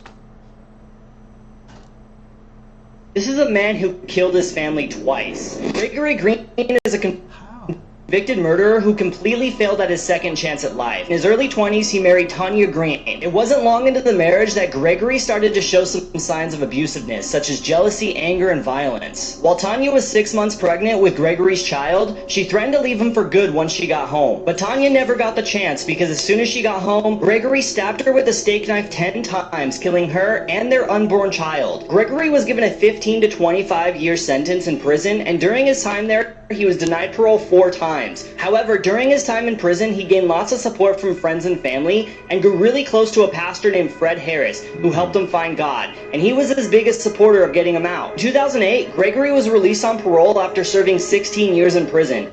and after just 2 years on parole, he was a completely free man. Shortly after that, he married his second wife, Faith Harris Green, who was the daughter of the pastor he was working with in prison. They were married for 6 years, and Faith had a 19 and 17-year-old child from a previous marriage, and Gregory and Faith had a 5 and 6-year-old child. Over the course of their marriage, Gregory started to show the same signs of abusiveness as he showed before, and Faith also tried to file a restraining order but was denied. Things got really ugly in 2016 when Gregory poisoned his 2 young children that were sleeping upstairs, took Faith to the basement, tied her to a chair, and beat her. He then brought down his stepchildren and shot them in front of her. Faith survived the encounter, and Gregory was sentenced to prison yet again and won't be eligible for parole until he's 97 years old. Imagine getting arrested. Seekers, man. We know you hear the expression about everybody deserves a second chance, but he literally had a second chance and he wasted it, and it was a pattern that, or a cycle he just could not get out of, man. And to do that to the freaking pastor who was there for you, man, the daughter. Sickening case, Seekers. Did that to his own kids, man, and to the stepkids as well. That's just traumatizing them, man. Just like, what's the point? You know, everybody deserves a second chance, but it's people like that that makes people, that's why people sometimes say people don't deserve a second chance, that he's one of the prime examples. For having a child with a dead body. Jennifer Burrows is a 26-year-old who was working at a morgue when she was arrested after a DNA test proved her child's father was a dead body she was supposed to autopsy. But it actually gets worse from here, because while Jennifer was working as an assistant pathologist at the morgue, she had relations with more than 60 bodies, belonging to men aged 17 to 71 years old. She did this for 2 years until it led to the birth of her son. Her son's father was a 57-year-old veterinarian from Texas, who passed away in a car accident in 2017. Jennifer was charged with 158 counts of indecent treatment of a corpse. Many psychologists and experts have debated why someone would do this. The reasons range from curiosity to severe mental illness. Some even believe Jennifer was suffering from psychosis. Alright, after all that, I don't really know how to end this video, so stay safe out there and follow for more. This 000 call is absolutely horrifying. It's a call made by 26-year-old Jessica Camilleri after she'd just attacked her mother with 7 knives, taken off her head, and walked outside with it in her hand. Hello, it's Alison from Police Emergency. We just received a call from this number. Yes, I need you to get the ambulance and the police out immediately. To which address? 128 Huntley Avenue. Please come. I need you. This is I need you. I grabbed the knife off her because I thought she was going to stab me, so I stabbed her back. And I was so heated up with anger, I just kept stabbing and stabbing and stabbing her. And I took off her head. Jessica suffers from multiple mental health disorders as well as ADHD and OCD. Her mother was trying to get her help after multiple incidents of Jessica assaulting people in public, pulling their hair, and threatening to shred their heads. She'd also made hundreds of phone calls to random numbers, saying things like, "I'll come to your house with a knife and shred your head to the neck." On this fateful night, July 20th, 2019, Jessica's mother Rita was at home with a younger relative, a little boy that hasn't been named due to his age. Jessica hated the fact that this younger relative was in the house, and her and her mother got into a heated argument. Jessica dragged Rita by her hair to the kitchen, grabbed a kitchen knife and began stabbing over and over. Each time one of the knives broke, she'd grab another and continue the attack. At one point, the 4-year-old child that was witnessing the attack actually tried to save Rita. He jumped on Jessica and hit her over the head with the lid of a toy box. She threw him off and actually slashed his cheek and his arm and hand in the process. She then continued the attack on Rita. Most of the blows were aimed at Rita's face, head and neck. She stabbed Rita through the eye socket, took off her nose and tongue, and then twisted her head clean off, walked outside with it in her hand, and went to a neighbour's house. She then made that 000 phone call, and when police arrived, she told them, "My mother's head is on the concrete over there. Can you sew it back on?" Jessica's trial began, and the court was played the 000 phone call as well as body cam footage that showed Jessica repeatedly asking police if they could bring her mother back to life and reattach her head. In 2020, Jessica was cleared of murder by a jury and instead convicted of manslaughter after her defence lawyers argued that she was impaired by a mixture of mental disorders. She was sentenced to 21 years with a non-parole period of 16 years. However, this year she appealed that sentence, and she won. Her non-parole period was reduced, meaning she'll be eligible for parole in 2031, when she'll be 37. See, cause that case that freaking twists and turns, bro. But to hear that freaking call, it's chilling, man. I don't see how people can just do that after they do like a horrific act like that. They can just be so calm on the phone talking and just saying what they did. She took off her mom's head. And the 4-year-old kid freaking traumatized. Like, he even knew, like, imagine it being a kid that young, but that kid knew something was going on and try to help. Like, 4 years old, having to see that. Scarring that kid for life, Seekers, man. Tragic case. 911, what's the location of the emergency? Please help me! Yes, what address do you need help? I'm not on an address, I'm on a road, on Myers Road. He's trying to kill me! Which road are you on? Myers Road, Morgan City! Okay, do you have an address? Listen! Can't be late, come on, get a stop here now! Okay, who's trying to kill you? My husband! He's trying to kill my pickup truck! Okay, what? He's trying to kill me! Come on! And then, what kind of gun does he have?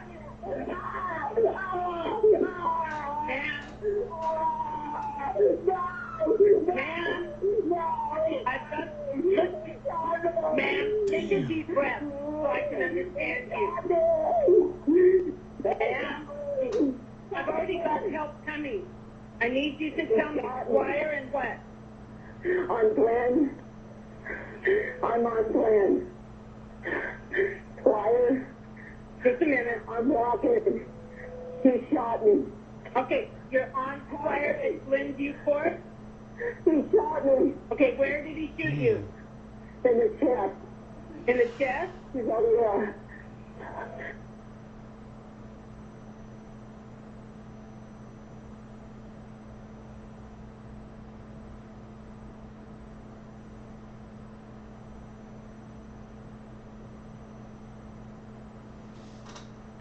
She ended it all. I'm like, you know, the police, they on the phone, like I said, I'm talking.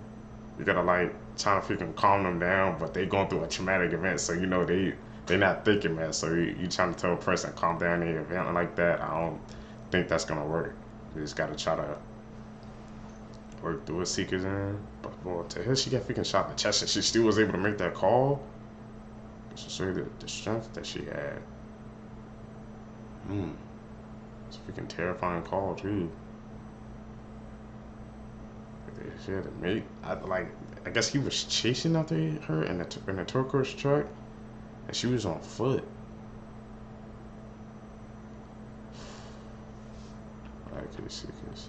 First ever footage of Madeleine McKenna after the event. Spotted on 4th of May 2007, one day after her disappearance. This girl had heterochromia and was seen some miles from the crime scene. What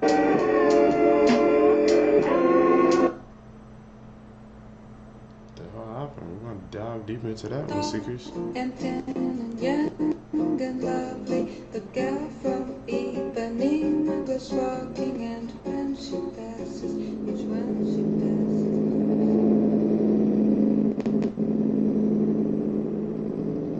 It's the cruel case. What the hell? Seeker, man, these cases, they be flashing sometimes, but the Mr. Cruel case. Tell me down below, man, if you guys got any information on that, man. We're going to freaking look that one up, man, because he says she's a true crime addict, and it's enough for her to keep her up at night, but that case did, so something shocking must have happened in that case. We got to check that out. This is one of the most high-profile pedophiles in Hollywood, Jeffrey Jones. You might recognize Jeffrey from a number of movies he's been in, like Ferris Bueller's Day Off, The Hunt for Red October, and Beetlejuice. It's highly ironic to me that in a lot of the movies he was in, Jeffrey Jones played the villain, and he ended up being one in real life. So after his career flourished in the late 80s and 90s, let's fast forward to 2002. That year, Jeffrey was arrested for the possession of CP, if you know what I'm talking about, and he was accused by a 17-year-old boy of soliciting him to take nude photos. These charges get even more disturbing when you realize that the young boy who accused Jeffrey of soliciting him to take nude photographs was 14 when the charges were originally brought up and the accusations were made. Jeffrey pleaded no contest to the solicitation. He openly admitted that he had done this horrible thing.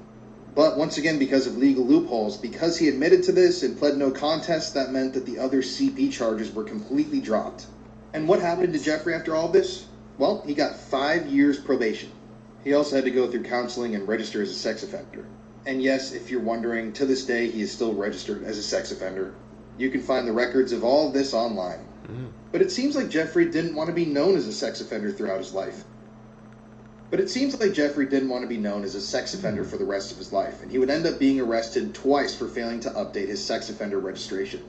And in 2006, when working on the set of the movie Who's Your Caddy?, the community of Laken, South Carolina, where the film was being filmed, complained to the government and complained that a sex offender was on set. This was due to the fact that families had been invited to visit the set with their children, and they had no idea that there was a predator lurking amongst the crew. To this day, a lot of people don't know what this guy has done, and even Justin Bieber posted a photo with him a couple years back, and a lot of people were obviously a little mad about that. And I think it's important to realize that these people are everywhere. They're your friends, your family, your neighbors. They're even celebrities. And at the end of the day, even the people that you look up to and have seen a million times on the silver screen could be the worst people you've ever met in real life. If you like these types of stories, give me a follow or listen to my wife and I's podcast, Murder in America. This is what secrets, bro. Like I said, you gotta watch out for people like that. Like, just because if he can play that no guilty concept, like the other charges are freaking dropped.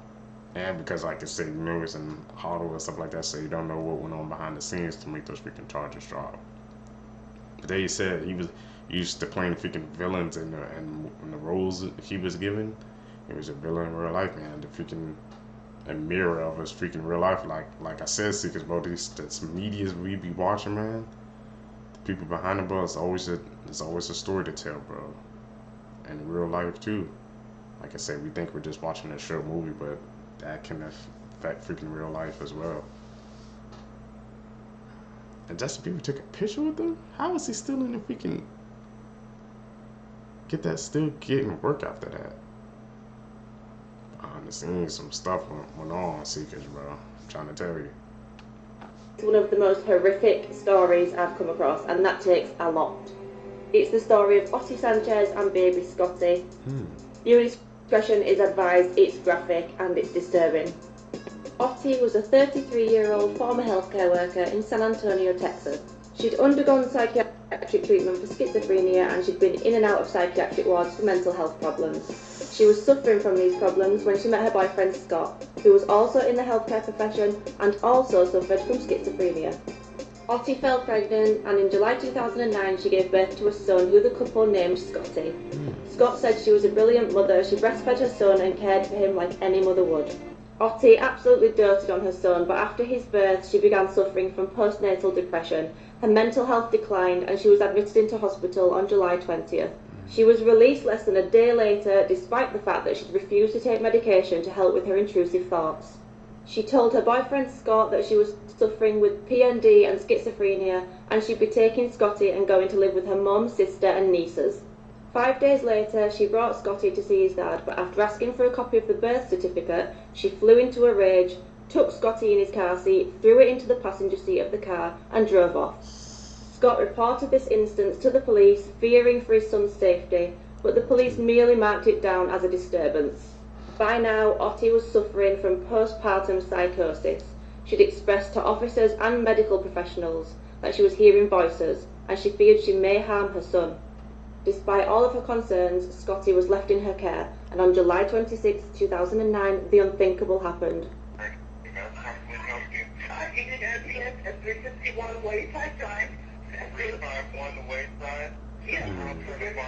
It's a house. It's an emergency. And what's going on? What's the emergency? I'm sorry? What's the emergency? What's going on? She's hurt her child. Seriously, you hurt her child. How did she do that? What's going on with the child? The baby is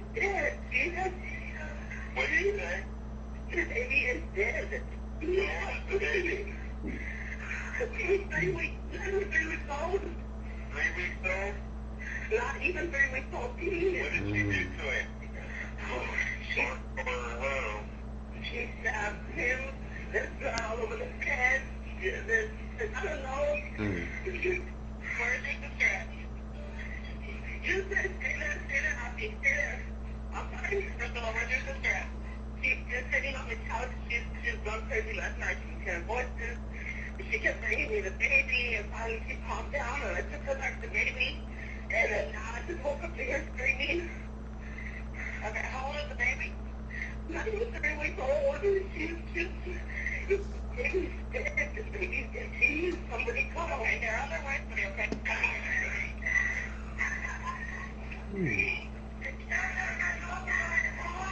No, nobody's there. It's okay, baby. Just stay right there. Is that your sister? Yes.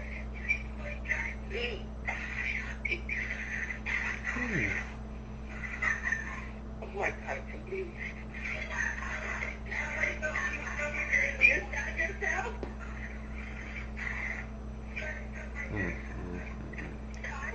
I told you to come to me.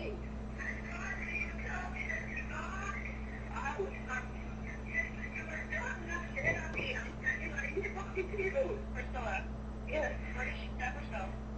In the heart, in the stomach, she says. And where you see it? I see a stab wound in her heart, yes. When officers arrived at the home, they saw a scene that was so horrific they've had to seek counselling.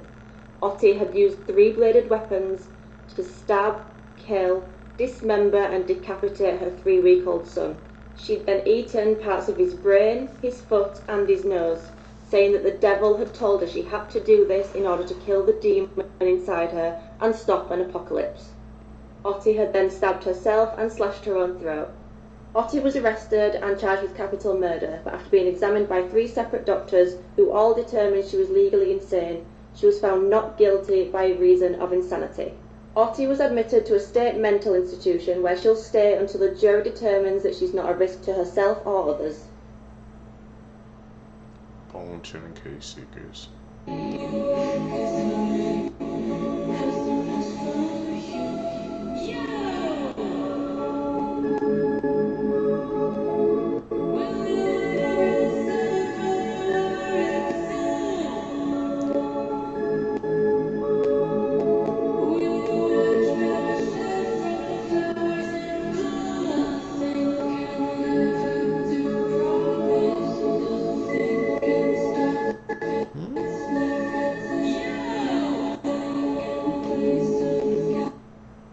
Must be like a scary clown or something. What the hell was he doing?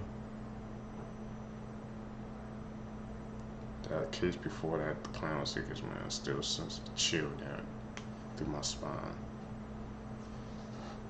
Seekers, if you guys made it with me to the end of the video, you're a true seeker seeking the truth. I appreciate you guys. I appreciate your support, man. Like I said, in order for the seekers to grow, I need you guys to do some simple things, man. Hit that like button, subscribe, comment down below, man. Tell me what you guys think of the video. Hit that post notification bell. That's it, man. Like I said, I appreciate the support, seekers, bro. Been uploading every day this month, man. Haven't missed a day, so I'm really proud of myself for that. Hopefully April, man, we can do the same thing. Keep this rolling. Guys gonna catch you in the next one, man. I'm out. Peace, seekers. What's up, seekers? Welcome back to the channel, man. Hopefully you guys are doing all right, man. If you guys are brand new here, if you guys don't know what we do, we break down scary and creepy videos, man, on the net, on the web, man, from YouTube videos to TikTok videos, IG reels, Facebook reels, anything weird, usual, and unexplained you can find right here on this channel. Just want to thank the seekers, man, who's been tapping in with us, man, subbing up to the channel. I really appreciate that, man. That's how we grow the seekers, man. But you guys liking the video, subscribing, and hitting that post notification bell, we can grow our community together. Found this video for you guys today. Let's do what we do best, seekers. Let's seek the truth. suffered a botched circumcision and was raised as a girl for 13 years. In 1965, David Reimer was born a boy along with his brother in Winnipeg, Canada. But at 8 months, he suffered a botched circumcision and unfortunately, his genitals were accidentally burnt off. While his twin brother was fine, David's damage could not be fixed. So David's parents consulted with Dr. John Money and he suggested that David undergo sex reassignment surgery and be given hormones and instead be raised as a girl. His parents took the advice and changed David's birth name from Bruce to Brenda. Dr. Money believed that David could be easily raised as a girl despite being born as a biological male. The doctor even told David's parents to never tell him or his twin brother what happened to him as a baby. As the twins got older, Dr. Money continued to see them for annual checkups, but it's been said that during these appointments, he would make them rehearse sexual acts as he photographed them. Throughout David's childhood, he rejected anything feminine and consistently showed masculine traits. By the time he reached 13 years old, he was suicidal and his mom realized that he wasn't happy being a girl. Soon after, David's father finally told him the truth and immediately he changed his name from Brenda to David. David then began taking testosterone and going through various operations to rebuild his genitals. But he continued to suffer from psychological trauma throughout his life due to Dr. Money's experiment, and not long after, his twin brother passed away. And sadly, at the age of 38, David committed suicide. A lot of people blame Dr. Money for David's death, but his defense is that it was the right thing to do at the time. When I think of theme park rides, Really, Secrets? That was the right thing to do at the time? I don't think so, man. That whole situation is just crazy and insane, bro. Imagine that happening to you. You didn't realize that till later in your life. Not too many words on that case, Seekers. it's likely to kill someone, I don't think about the miniature railway. Unfortunately, that's exactly what happened at Gulliver's Land in Milton Keynes. Hugh Doe was 56 and from Newport Pagnell in Bucks. He was an engineer and he was working at Gulliver's Land on May the 10th, 2006. He had been doing some maintenance on the miniature railway train at the theme park, and after the work was completed, it's reported that he stood up after giving the driver the all clear to move the train on. Tragically, he was killed instantly when the train went into a tunnel. Hideously, it's reported that he suffered a huge amount of trauma to his skull and brain before being dragged through the 10-foot-long tunnel. When a health and safety spokeswoman was asked for comment, she stated that he had been decapitated. She stated, "There was probably 2.5 to 3 inches between the top of the carriage and the tunnel." The park was closed to members of the public the day after the incident as a mark of respect for the victim. There was an inquest into Hugh Doe's death. Eventually it was announced that Hugh's death was labelled as misadventure. You think people act on the bike? Misadventure? The thing I'm most surprised to see is that the freaking that theme park they shut down for a day, man. Cause you know usually, man, you be hearing the freaking stories about what happens at these theme parks and they just go on just like it's just a regular day, man. Cause you know all this corporation cares about is the money, so that's actually really surprising to me that they actually closed down for a day. Man, the Habitum Seekers? The hell? And they labeled it as misadventure. I don't think that's something you should label it like that. Anyway, let's continue, Seekers. Your shit. After you literally cut up fucking flesh and bones and eyeballs and brains, like who the fuck wants to eat shit like that? You never know. You never know. You never know. So prison really was not any type of difference for you. When I came on the trial and told my story about how I was kidnapped and how I attacked you and you claimed that I tried to kill you, it was You did try to kill me with a knife. It was self-defense. You were never going to let me go. Blood-curdling facts that you... What the... He went to her face to face. She was known for cooking people and stuff like that. And when he tried to defend himself, she said, "You try to take me out." I'm like, that's a natural response, man. To anybody would do that. You trying to take them out. Obviously, they're gonna try to protect and defend themselves, Seekers, man. What be going through people's minds? Like I said, when they be doing these acts, they just think that they can just get away with anything, man. They truly, it's like they don't have a grasp on reality. Seekers, what do you guys think about that case? You wish you never knew. Part 13. Hundreds of thousands of bodies have either been lost or buried at sea, so every time you swim in the ocean, you're basically bathing in a graveyard. Chainsaws were originally invented for childbirth. Female mummies in ancient Egypt were always decomposed more than the male ones, and this is because the male bodies were embalmed a lot sooner while the female bodies were kept at the family home until they started to decompose a little bit. And this was to prevent people from having sex with the dead female bodies. Vlad the Impaler was called this because he would place his enemies ass first on pointed poles that would slowly skewer them to death. Fatal familial insomnia is a disease where a person literally cannot go to sleep no matter what they take or what they do. The symptoms get progressively worse until they die of exhaustion. And for the last one, you might want to look up who invented blow-up dolls. These are the people checking that it out, left almost Seekers. 200 bodies in their funeral home to rot for over 4 years. They were stealing people's money, not actually cremating their loved ones, and let me just show you their Facebook post and what they were actually doing with this money. Here they are, August 10th, 2021, on a family vacation in New York City at the Empire State Building. In October of 2021, it looks like they were actually trying to buy his grandparents' old house. And they say, we had a cash offer ready to go. Wonder where all that cash came from. Here's November 9th, 2021. Looks like they're in South Beach, Miami now, which is not cheap. Staying at a hotel right on the beach. And here they are just 1 month later in December of 2021, bragging about their nice hotel in San Francisco. And then in February of 2022, another vacation, this time to Vegas. Him and his wife and his family all going on these vacations. Here's a post from December 2021 talking about how he's so happy with where his businesses are at, the right people in the right place doing the right thing at the right time. Yeah, you were never doing the right thing. You just seekers, man. People like that just like have no morals, man. Like, you're supposed to be taking care of those freaking bodies, and y'all just took the money and ran and just went on lavish vacations, and then you're acting like you earned their money, talking about people being in the right place at the right time. No, you cheated and stole that freaking money from the families. Like, the people understand like how that affects them, and you just left all those freaking people, the coffers, man. Like, what happened to their freaking bodies, bro? Man, seekers, man. People, when they be doing these things, I don't think they understand like how much it'll affect another person. Truly, man.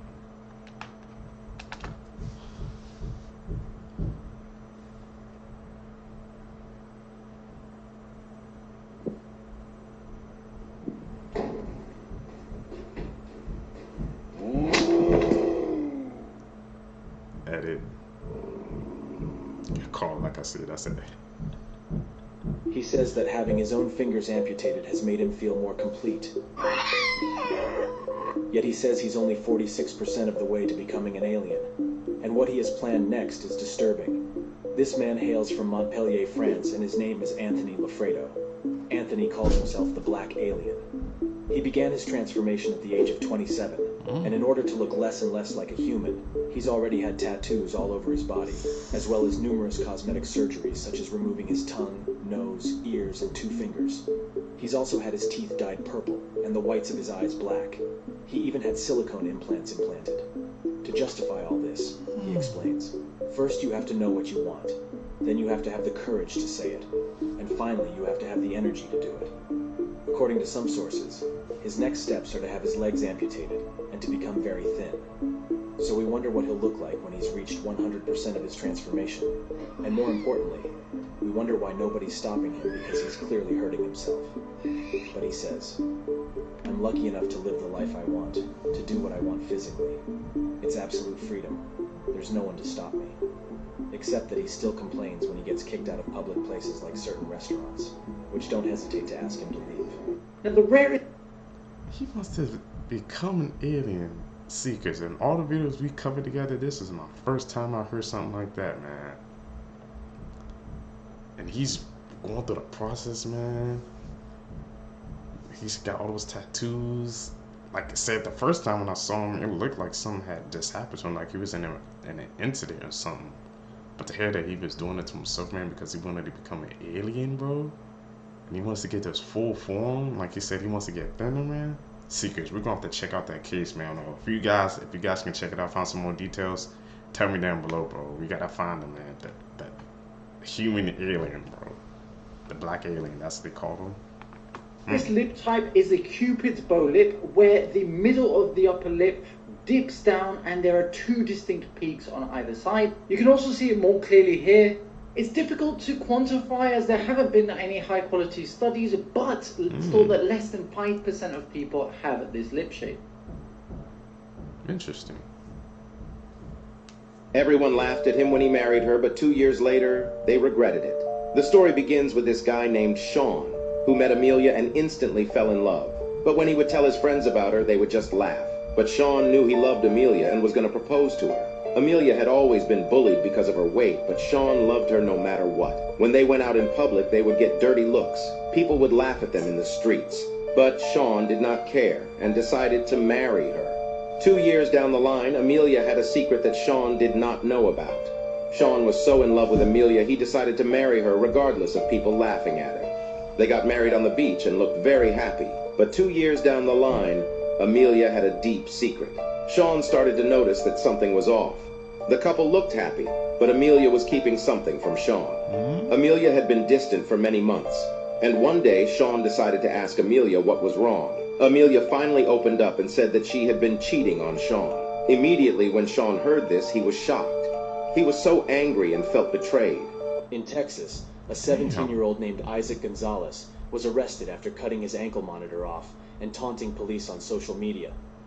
Gonzalez, a murder suspect, who fired around 100 bullets into a residence, resulting in the unintended killing of an innocent woman named Novita Brazil and the injury of another person. He is now facing charges of murder and aggravated assault with a deadly weapon. Additionally, an unnamed 15-year-old boy is facing a murder charge in connection to the incident. The shooting took place when Gonzalez and the 15-year-old mistakenly targeted the wrong house, believing it to belong to a rival gang. This led to the death of Novita Brazil, a 25-year-old woman who was studying at her home.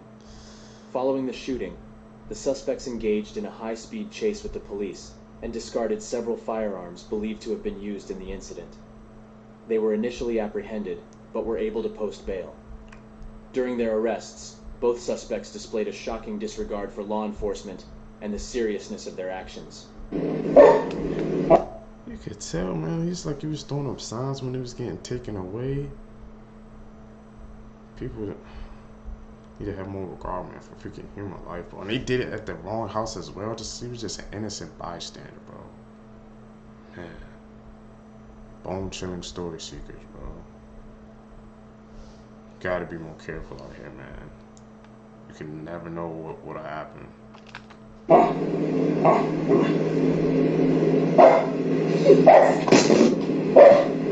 Get it.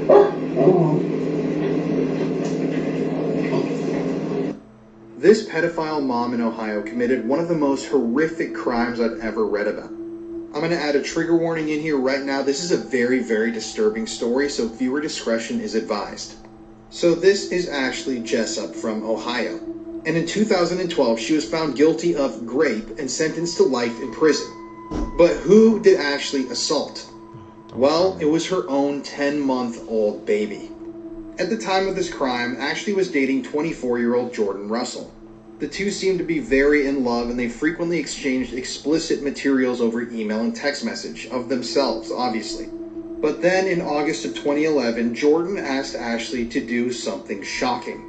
He asked her to perform explicit acts on her own 10-month-old baby son. And obviously he wanted her to film it and send it to him so he could keep these videos and images. And for some shocking reason, Ashley actually obliged. And she performed graphic and gruesome acts on her own son. So later that month, Jordan had actually broken up with Ashley and he already had a new girlfriend. And this new girlfriend of Jordan's was going through his computer when she discovered these extremely disturbing images and contacted the police. So obviously when the details of this case were made public, everybody was absolutely shocked. And the judge in this case actually stated that in his 30-year career, this was one of the most bizarre and disturbing cases he had ever had to cover. So Ashley was eventually convicted of a litany of charges, including assault, rape on a minor, everything like that. And she's still in prison to this day, serving out that life sentence. Now, this is a really, really disturbing story, and I really do think that she should be in prison for a very, very long time. The scene of one of the Seekers. Like I said, judge about 30 years, never seen something freaking that weird and bizarre. You didn't find out until today, man. It's like these people, when they freaking do these acts, like, they truly don't think about the freaking consequences, man. And they hit that the freaking that guy and her boyfriend freaking requested it. I feel like something should happen to him as well, because he even freaking requested it. He wanted to see something like that. So something's obviously off on his freaking head as well. So I feel like something should happen to him. True was like, no. Dude, that's getting on something that young as well? What the heebie-jeebies, bro. Damn. The most notorious crimes of the 1990s is for sale in Boulder, Colorado. The house where John Benet Ramsey lived and died has hit the market for $6.25 million. I've done my best to match up the listing photos with the crime scene photos, so we're going to take a walk through and see what's changed and what remains the same. But first, let's talk about that price. A recent study done by Real Estate Witch tells us that a full 37% of people would consider it a deal breaker if the home that they were buying was the scene of a violent crime. So let's take a look through and see if you think they changed enough to warrant that high price. Here's what it looked like in '96 on the outside. Since 1998, they installed privacy gates and they actually changed the address of the house. Here's what the house looks like today inside. In this crime scene photo of the dining room, take a look at the French doors. They just painted them black and they left the same hardware. Much of the first floor looks exactly the same as it used to, even down to the curtain rods in this family room. New owners have put in a brand new kitchen. You can see the recognizable black and white tile flooring is gone, but they've kept this walk-in refrigerator and added a new stainless steel panel to the front. In the butler's pantry, the black and white tiling is still there. At first glance, the bathrooms in this house might appear updated. When you look a little closer at these old crime scene photos, you'll see they've added a new sink and top, but this vanity and the drawer pulls are exactly the same. And in some of the bathrooms, the distinctive black tile around the tub is still there. In the primary suite, we see that they replaced the old blue carpeting for some fresh beige carpeting, but not much else has changed. Even the wall sconces are the same. Downstairs in the basement, where many think the crime occurred, it's been completely renovated. In this room, the new owners put in a wine cellar. While the rest of the basement used to be a series of storage rooms, it's now one big open entertaining space. Obviously, a lot of this price comes down to the stunning location,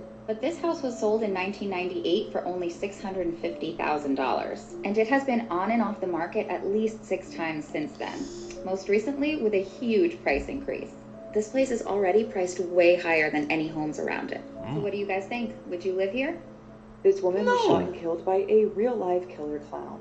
Marlene Warren opened her door to see a clown holding flowers and balloons.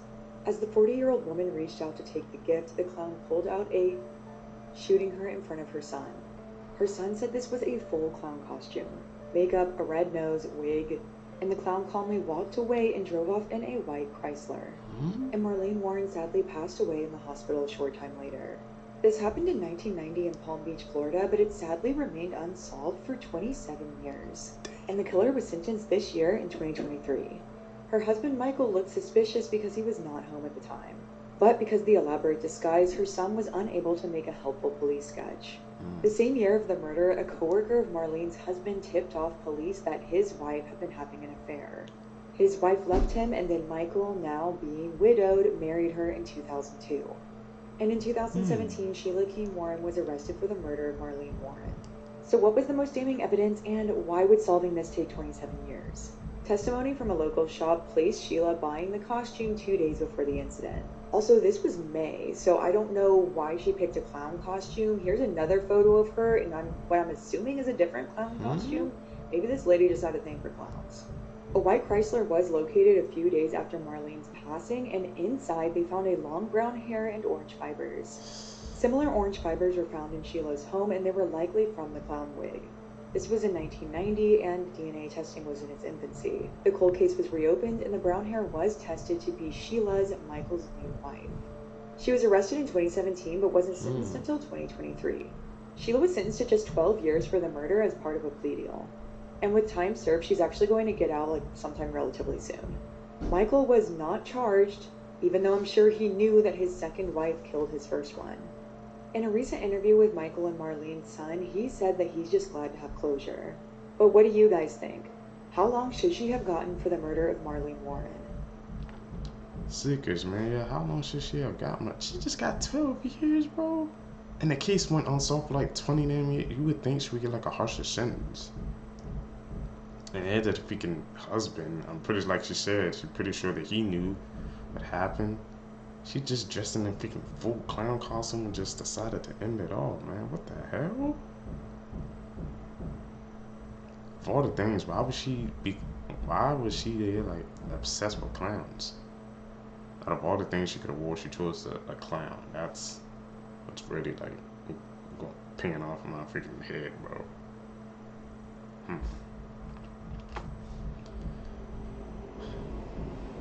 That it. Gotta call it like I see it.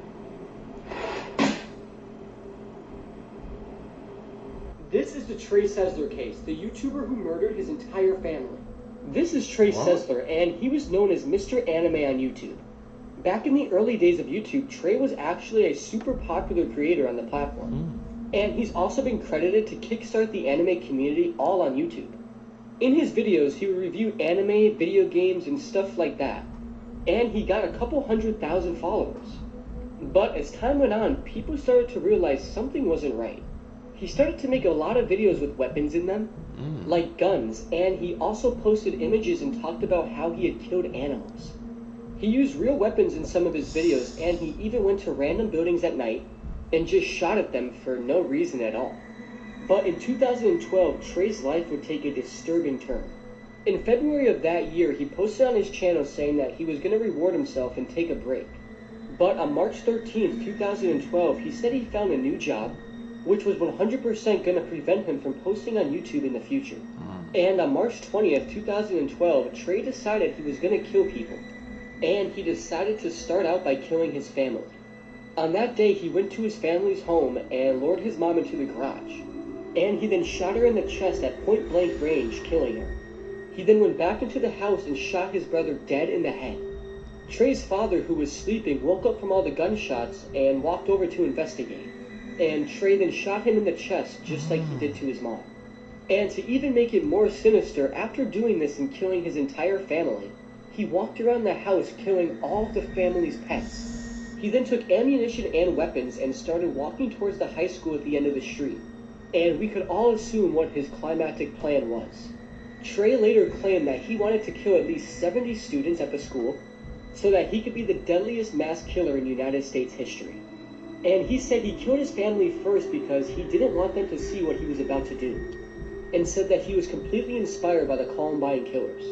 But thankfully, right before Trey was about to commit the shooting at the school, he backed down and was quickly arrested afterwards. Also, after the shootings, it was discovered that he had written a lot of stuff all over the doors and walls, and this was evidence that he had been disturbed for quite a long time. This is just an insane case, and I can't believe stuff like this happens so consistently in our world. 911, where's your emergency? My house. Okay, what's the emergency? I just killed my mom and my sister. You just killed your mother and your sister? How did you do that? I shot him with a .22 revolver. Are you sure they're dead? Yes. Okay, I want you to stay on the phone with me, okay? Are you all right? Yeah, I'm fine. Okay. Where is the gun? It's on the kitchen counter. Is there any reason that you were so angry at your mother and your sister? I don't know. I wasn't, it's weird, I wasn't even really angry with them. It just kind of happened. I've been kind of planning on killing for a while now. The two of them, or just anybody? Pretty much anybody. Why? I don't know. I don't really like people's kind of attitude. Right. I think they're very, like, you know, emotional, I don't know, verbally rude to each other and stuff like that. Right. I don't know. It's okay. It's just my family, I don't know, they're just kind of really, I guess this is really selfish to say, but to me, I felt like they were just suffocating me in a way. I don't know. I think, obviously, you know, I'm pretty, I guess, evil, but, whatever. Okay, no, don't be sorry. I'm listening, okay? You have my undivided attention. This is really gonna mess me up for this, you know, in the future. See my sister, I told my sister that my mom needed her. She was in her room, and she came out of her room, and I shot her, rolled down the stairs, and I shot her again, and I went down and I shot my mom about maybe 3 or 4 times. But I'll never forget that my sister, she came down the stairs and she was screaming, and I was telling her that I'm sorry, but to just told Bill that, you know, I was just gonna make it go away, you know, but she just kept on freaking me out. But finally she fell down and I shot her in the head about possibly 3 times. So they're both downstairs? Yes. Okay, where are you? In the kitchen. Okay, you're not sitting by the gun, are you? No, it's about like 10 or 15 feet away from me. All right. Where's your dad? He's out of town. Do you know where he is? Out of town? Washington, D.C. And for, I guess, future reference, I don't really want to see any of my family members, you know, like if visiting or whatever. I don't know how it works or anything, but I just don't want any type of visitors. This girl was kept in a box. The freaking... The head that she just said, it's okay, and I have your undivided attention. I know it was her, I guess it was her job, I guess, to keep him on the phone, just keep his focus, but damn, like I said, I can never do that type of job, because you have to hear things like that every day, boy. You just have to be calm, you have to try to freaking keep them on the phone, even like when you hear them do those horrific acts, man. Small man, sister, bro. RP to them. Damn, bro. And he was just talking so calmly too. Like I said, I never understood that aspect. I don't know how people do it. See, because I just don't. Box and used as a sex slave for 7 years. 20-year-old Colleen Stan is an American woman who was kidnapped and held as a sex slave by Cameron and Janice Hooker in their California home for over 7 years between 1977 and 1984. Her case has received international fame and has been a subject of many books, films, and television series. On May 19, 1977, Colleen Stan was hitchhiking from her home in Eugene, Oregon, to a friend's home in Northern California where she was heading to a birthday party. Cameron Hooker kidnapped 20-year-old Colleen after picking her up. Colleen said she was a very experienced hitchhiker and had allowed 2 rides to go past her before accepting the ride with Cameron Hooker. Colleen said she felt confident climbing into the blue van because Hooker's wife Janice and their baby were in the car. They then stopped at a gas station along the way, and Colleen went to use the restroom. And she said a voice told her to run out and jump out the window and never look back, but she never did, which she definitely regrets. When they left, they got on the highway, and Cameron Hooker pulled over on the side of the road and put a knife to Colleen's throat, all the way until they got to an isolated area. She was then locked in a wooden box that was designed to prevent light, sound, and fresh air entering. After this, Colleen was tortured and kept locked in the box for 23 hours a day until she was given a contract and forced to sign herself into slavery for life in January 1978. Her kidnapper also said that they were being watched by a powerful organization called the Company, and if she ever tried to escape, they would torture her and harm her family. Colleen then became a slave, and her new name was Kay, and she was forced to call Cameron Master. Cameron then started raping Colleen, and it was mostly consisting of oral rape. Cameron reportedly didn't want to have normal sex with Colleen because he considered that to breach his agreement with his wife. Instead, he raped her with objects. To avoid painful punishments, Colleen tried to comply with Cameron's commandments, which later led to her being allowed to go out to jog and work in the yard, and even help him with bigger stuff like an underground dungeon for more slaves. Even with an open door, neighbors, and a telephone, she never made an attempt to escape because her fear of the Company kept her from seeking help. Additionally, Stan was also allowed to visit her family by herself in 1981, but did not reveal her situation due to her fear of the possible consequences from the Company. Her family thought she was involved in some sort of cult, and they did not want to pressure her to stay in fear that she would stay away forever. The next day, Colleen returned for a second visit with Cameron posing as her boyfriend. Cameron feared that he had given his slave too much freedom and took her back to his home, where he locked her in the wooden box under his waterbed. She remained in the box 23 hours a day for the next 3 years. Colleen would go to the bathroom using a bedpan which she positioned under herself with her feet.